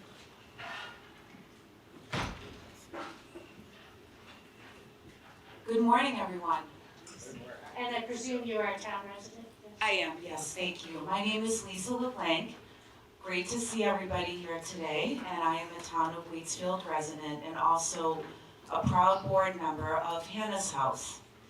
Hannah's House is a community-supported mental health nonprofit located in Waitsfield since 2010. We currently have 6 therapists with 2 more joining us this year. Last year, we provided 4,000 individual therapeutic sessions and over $15,000 worth of free or reduced cost sessions to our neighbors. We are in need of additional funding in order to continue to bring on more clinicians and serve the uninsured and underinsured population. We also provide educational workshops and programming in the community. And one of our biggest, I would say, highlights of the year has been the after-school cafe at the Big Picture, which has been a pilot program that Hannah's House initiated this year, and it has been amazingly successful with averaging 18 to 20 kids on Tuesdays and Wednesdays. We live in a rural community where a lot of these kids who are not active in sports often just go home and are by themselves.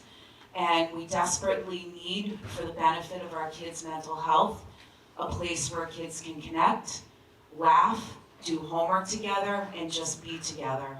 So I wanted to mention that, and hopefully you'll approve some money to help this wonderful organization that supports the mental health in our community. Thank you.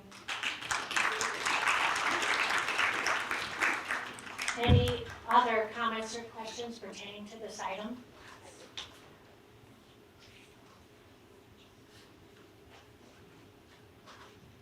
Larissa Ersprong, Waitsfield. So I wanted to say thank you so much for providing this service. I think it's really critical, and I know that the physical facility is located in Waitsfield. Presumably, the services provided are not limited just to Waitsfield residents, and I would hope that if it's not already something that Hannah's House is reaching out to other Valley towns to have additional contributions from other towns as well in the valley that you're serving, that's something that's considered in the future. I think it's a really important investment, and I hope that it's something that the entire valley can invest in together. It is, we are asking for appropriations from other towns as well too. And we are trying to have more of a presence in Waterbury to serve the local community, but that has not gone as well as we had hoped. But we're still plugging away on it, but yes, other towns are contributing as well. So thank you very much. Any questions, please feel free to reach out. Again, mental health is a priority in our community. Please remember that. Any comments or questions pertaining to Article 9?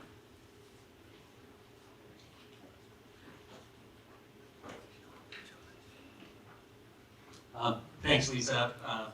Second earlier comments on supporting the important work you're doing. I just want to point out that historically the select board has had a kind of an informal policy to try to limit these special appropriations to 1% of our budget. We are over that now. 1% of the budget would be roughly $29,000. Right now we have $31,000 in the proposed budget, and then we have these special appropriation requests in addition. That would put us significantly over the 1%. I do support an appropriation to Hannah's House. I question the amount, and if we accept the full amount of $4,000, I think it would be on us as a select board in the following year's budget to relook at the dozens of organizations we support and rethink that to try and stay within the 1% target, or amend the budget to increase the 1% target. Either way, I think something's got to give in the amount of special appropriations and the addition to the budget. Any other comments and questions pertaining to Article 9? Seeing none, I'll put Article 9 to a vote. Shall the voters approve the sum of $4,000 to Hannah's House, which provides mental health and counseling services to town residents pursuant to 24 VSA, Section 2691? All those in favor of this article, please signify by saying aye. Aye. Those opposed signify by saying nay. Nay. The ayes appear to have it. The ayes do have it, and you have passed the motion to adopt Article 9. Moving on to Article 10. Shall the voters approve the sum of $100, Our House of Central Vermont, which provides services to town residents suffering from abuse pursuant to 24 VSA, Section 2691. Do I have a motion to accept Article 10? So I saw Pam Barnett's hand up. May I accept a second? Matt Brood, seconded. We'll now put that motion up for discussion. Shall the voters approve the sum of $100, I think there should be a 2, to Our House of Central Vermont, which provides services to town residents suffering from abuse pursuant to 24 VSA, Section 2691. Would anyone like to speak to this article? Seeing none, I'll put Article 10 to a vote. Shall the voters approve the sum of $100 to Our House of Central Vermont, which provides services to town residents suffering from abuse pursuant to 24 VSA Section 2691. All those in favor of this article, please signify by saying aye. Aye. All those opposed, nay. The ayes appear to have it. The ayes do have it. And you have passed the motion to adopt Article 10. Article 11. Shall the voters approve the sum of $15,150 to the Mad River Path Association for the support of a temporary one-year project manager / implementation position pursuant to 24 VSA Section 2691, contingent on the town of Warren, Vermont, also appropriating an equal amount for the same purposes. Do I have a motion to adopt Article 11? McRoot makes that motion. Do I hear a second? Second. Erica has seconded. Strong. You will now put that motion up for discussion. Shall the voters approve the sum of $15,150 to the Mad River Path Association for the support of a temporary one-year project manager / implementation position pursuant to 24 VSA Section 2691, contingent on the town of Warren, Vermont, also appropriating an equal amount for that same purpose. Would anyone like to speak to this article? Yes, please come to the microphone and state your name.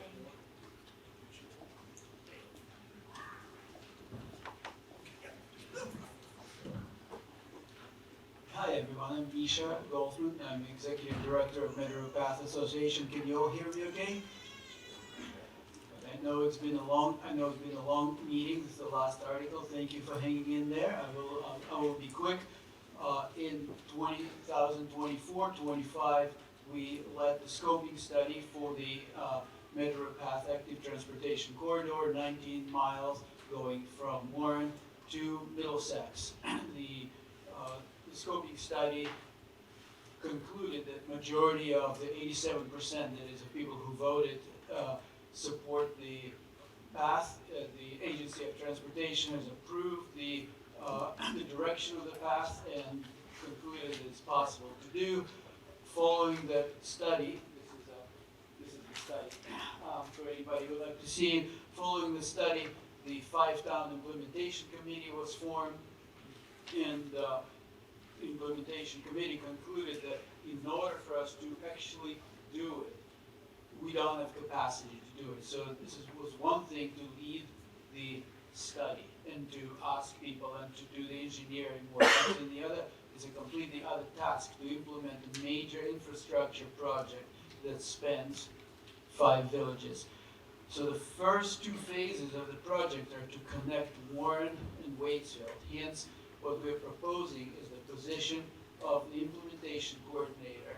100% of their work is going to be focused on implementing the project.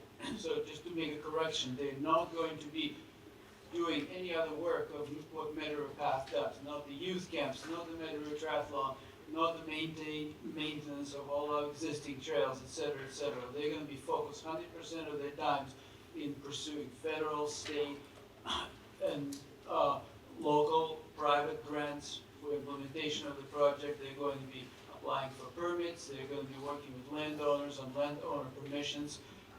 This is to make this study not collect the dust on the shelf, but to become reality on the ground within reasonable amount of time, which could be just 5-year period of time in which we can connect all existing assets that we have right now between Warren and Waitsfield into one contiguous path.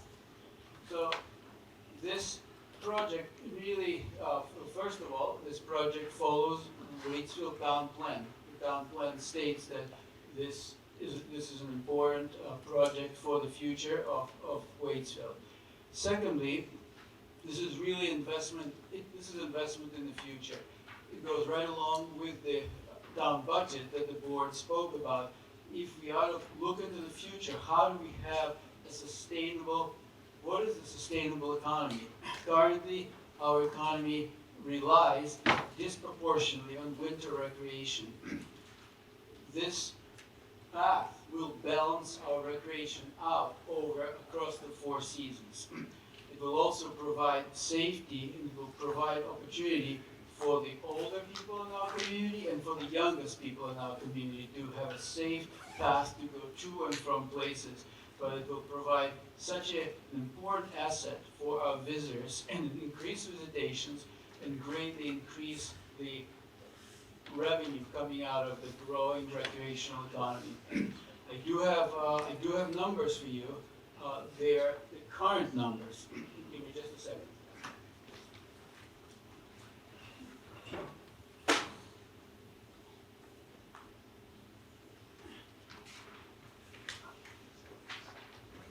So these are the numbers that are coming from Vermont Outdoor Recreation Economy Toolkit for the Washington County. So trails across this is specifically about Medgar Valley. So what I did is I took 3 assets, being Blueberry Lake Trail System in Warren, Evolution Trailhead at LaRoe, and the Heart of the Valley Trail that's spanning the village, coming through the school to the Waitsfield. So when we combine those 3 assets currently, we have 98,000 annual visits, $3.4 million in sales, and $614,000 in tax revenue, resulting from these three assets. What the path is going to do, it's going to bring them all together into one contiguous asset, hence greatly increasing them. And we could expect that in the years to come, to this very small investment right now, $15,000, which is about $13 per, I just did quick math, if we have 1,100, I believe you said, properties, about $13 per property. It will create millions of dollars in revenue for years and years and years to come from visitors, and it will provide at the same time an incredibly important infrastructure for our residents. It will attract families and young children to move to town because it's going to be a welcome place to live. So that's the rationale behind it, and I would welcome any questions that people may have. Thank you.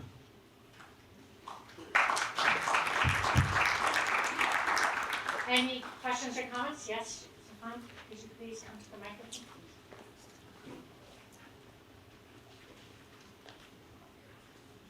Siobhan Travers.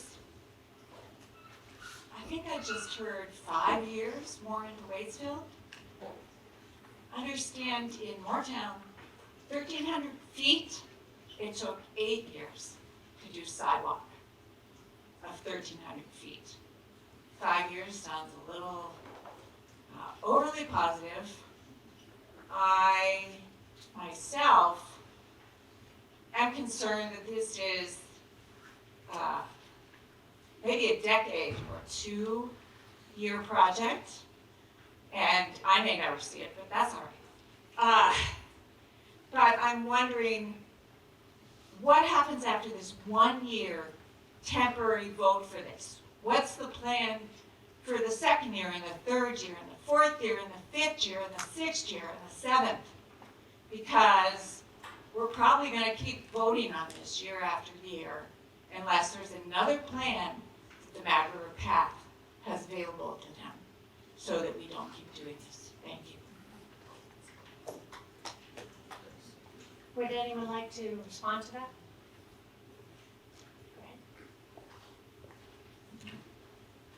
Thank you for this question. So the Mad River Path alone will not be able to complete this project. And this is why, very deliberately, we're bringing this to all of you, because this can be done by Mad River Path leading the project for the community. Community needs to imagine what it would be like when the villages are connected by something else that's not a road, by a path that you could walk on, stroll, roll, what it would be like for you, what it would be like for your children, grandchildren, and for all the visitors that we have. The towns also need to work together, and in this case, Waitsfield and Warren are working together on this position that's going to be funded in thirds. 1/3 Waitsfield, 1/3 Warren, and 1/3 Medgar Path via donations from residents. Is it going to be a one-year position? No. I think this is more an experiment. The select board wants to see what happens, what could happen in 1 year. And I've been doing this work for 3 years now, and some of you know the track record of our organization is 3 years, and you could judge for yourself whether we are capable of making progress. I know that sometimes progress is slow. I want to challenge this. The Medgar Path has been working on this project for over 30 years. When you have a vision, there comes the time that you either need to manifest that vision on the ground or vision vanishes. I was brought in to manifest this on the ground. Right now, in order to do this, I need help. No matter how hard I work in my position with small part-time staff that we have, I know that we cannot do it. That is why I'm asking, because I was brought in to get it done. So no, it's not going to be a one-year ask, and yes, it's reasonable to see, give us a chance. What can we get done in 1 year? Thank you for the question. Any other comments or questions on this? And, oh, yes, please, Pat. Would you? I recognize Matt first, I'm sorry, and then Carol, you can follow Matt, if that works for you. Well, thank you. Matt Willard, Spring Hill Road, Waitsfield. And while I think it's a grand vision, and I think it would be an amazing thing, obviously bid up at Stowe and the Stowe Path and things of that nature, I just kind of wonder if the vision of the Matador Path and its name is to focus on the Matador Path, has the Matador Path organization looked at reprioritizing the director's, yours, role and maybe not doing kids programming and not asking for this additional money to move this forward and just dedicate yourself to the path and see where that goes rather than increasing a budget which we all know is already, you know, the town budget and all the money we're being asked to give to different things. Is now the time to add a $45,000 position, which I hire lots of people, and I'm not sure the caliber of person you're going to get for that amount of money is really going to move this thing forward in a meaningful way. So I would just ask, has the path looked at maybe defocusing on some of the things that aren't directly related to the path to focus on this grand vision? Because it sounds like you're passionate, you've got the idea, but I just question whether or not $15,000 or 30 from 2 towns is really going to do much of anything in 1 year's time. Thank you.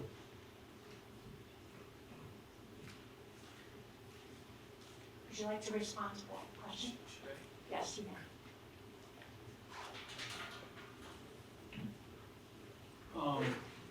As a director of Medgar Path, my work is to fulfill the mission of the organization, which has a dual mission to connect villages in the Medgar Valley with a shared use path and to also connect all generations of residents to nature. And so our programming is designed for that, to connect people to nature. We have both youth programming and programming for adults. We just came back from a 6-day hut-to-hut backcountry ski trip with all adult group with average age of 60 and provided opportunity for people who've never experienced what it's like to travel in a small community without use of technology, hut-to-hut on skis. And this is equally important role that the organization plays in this community. I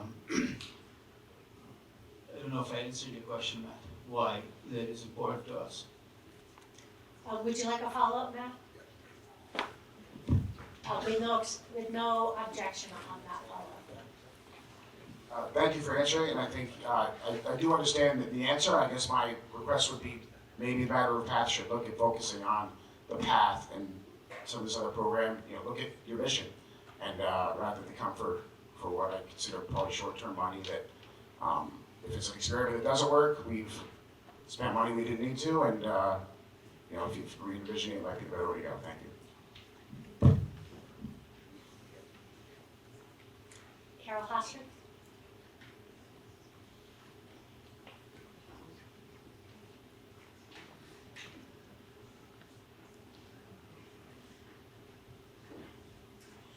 I'm not about at my age to leap on a bike and go take advantage of this path. However, I strongly support all the efforts. Our kids come from Brooklyn and they all want to ride on some trail on their bikes. They've been going to Stowe because of the facilities there for riding bikes. While they're there, they have dinner. They perhaps shop a little bit. And I'm just saying that I think if we have this infrastructure, it will eventually bring money back into our valley. Any other comments or questions? Yes, Pearl?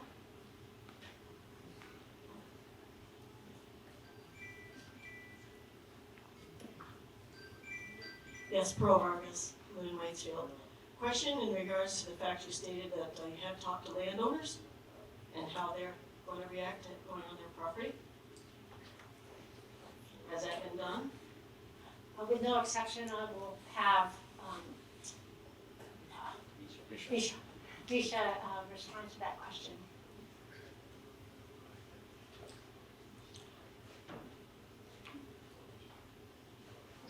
So how does this work? Right now, we're focusing on Warren to Waitsfield path. In certain sections, we know that we're going to go in the right of way of Vermont 100. In other sections, where we have breaks in between existing trails, we are talking with the landowners where we need to make connections. Some of these connections need to be very short to create considerable length of the trail. Some of them will need to be longer. So we are in discussions with several landowners along the way, because anytime we can build on private property versus right of way, the cost goes down exponentially. It's a lot less expensive to build trails outside of the right of way, but in some places we have to be in the state property. So if you've got landowners that saying okay to that, I understand. If you have landowners that don't, and you're saying you need to be in the right of way of Route 100, I know a couple spots on Route 100 coming from Warren to Waitsfield that there's no amount of space beside that road. You know, my family, in fact, we have property that is, we got 110 acres. Right beside Route 100, there's no room to put a path of any kind, because it drops straight off in a couple places. Our property has one of those. So I'm not sure, and I'm not sure if my family would say okay to going on their property either. The follow-up question before us is that there are some properties that have some, perhaps some barriers to continuing that path, or the vision for that path, and what would be the process to address those situations? That's what the scoping study was for, and that's what the scoping study did. The scoping study looked at the path along 100 and off 100, determined that it's possible, and identified places where it should go along the road. And currently, between the Waitsfield and Warren, we only have 2 miles where we would need to go along 100, and the rest of the way we could go. So I would be happy to discuss this with you, to show you the maps. I just want to be respectful of everyone's time. Yeah, but thank you for your question. Any other comments or questions pertaining to Article 11?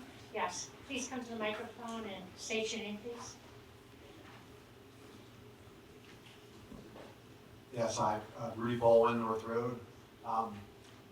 $13, I guess, is what it equals out to per individual.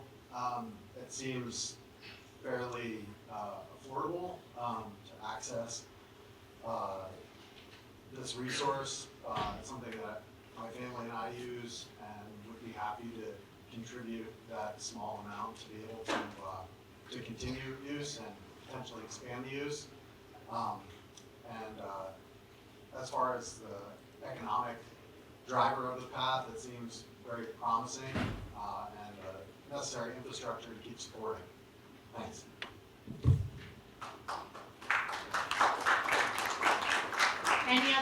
unanswered questions pertaining to Article 11? Yes, please come to the microphone and state your name.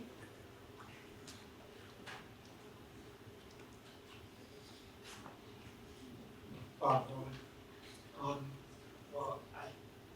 Can you keep the microphone close to your chin? Well, I like everything Member Pat is doing and trying to do.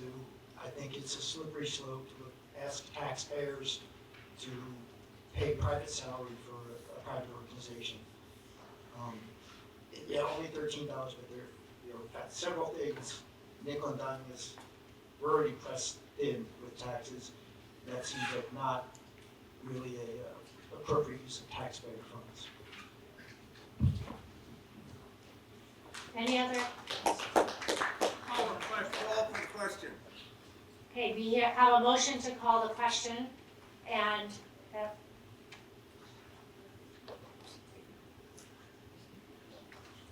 if we need to vote on that motion to call the question, and so those in favor of the motion to call the question and go to a vote, please signify by saying aye. Aye. Those opposed, say nay. The ayes appear to have it. The ayes do have it, and we will accept that motion, that call of the motion, and go to a vote for this article. So Article 11 reads, shall the voters approve the sum of $15,150 to the Mad River Path Association for the support of a temporary 1-year project manager / implementation position pursuant to 24 VSA 2691, contingent on the town of Warren, Vermont, also appropriating an equal amount for the same purpose. Can you hold on 1 moment?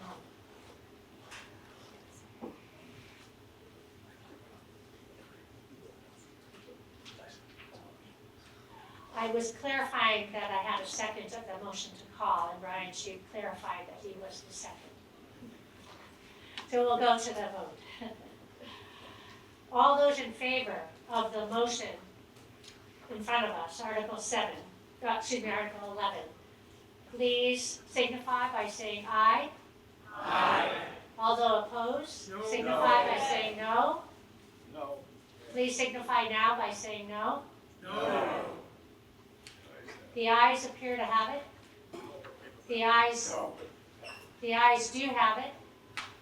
And we have passed the motion of Article 11 to adopt Article 11.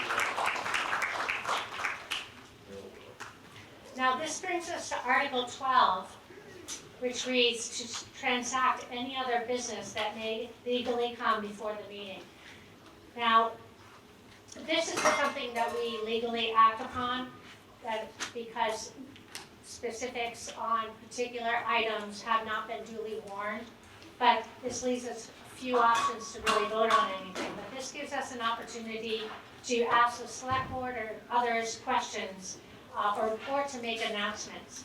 Does anyone have any items they'd like to bring in front of the town meeting today as other business? Yes, Erica, would you come to the microphone, please?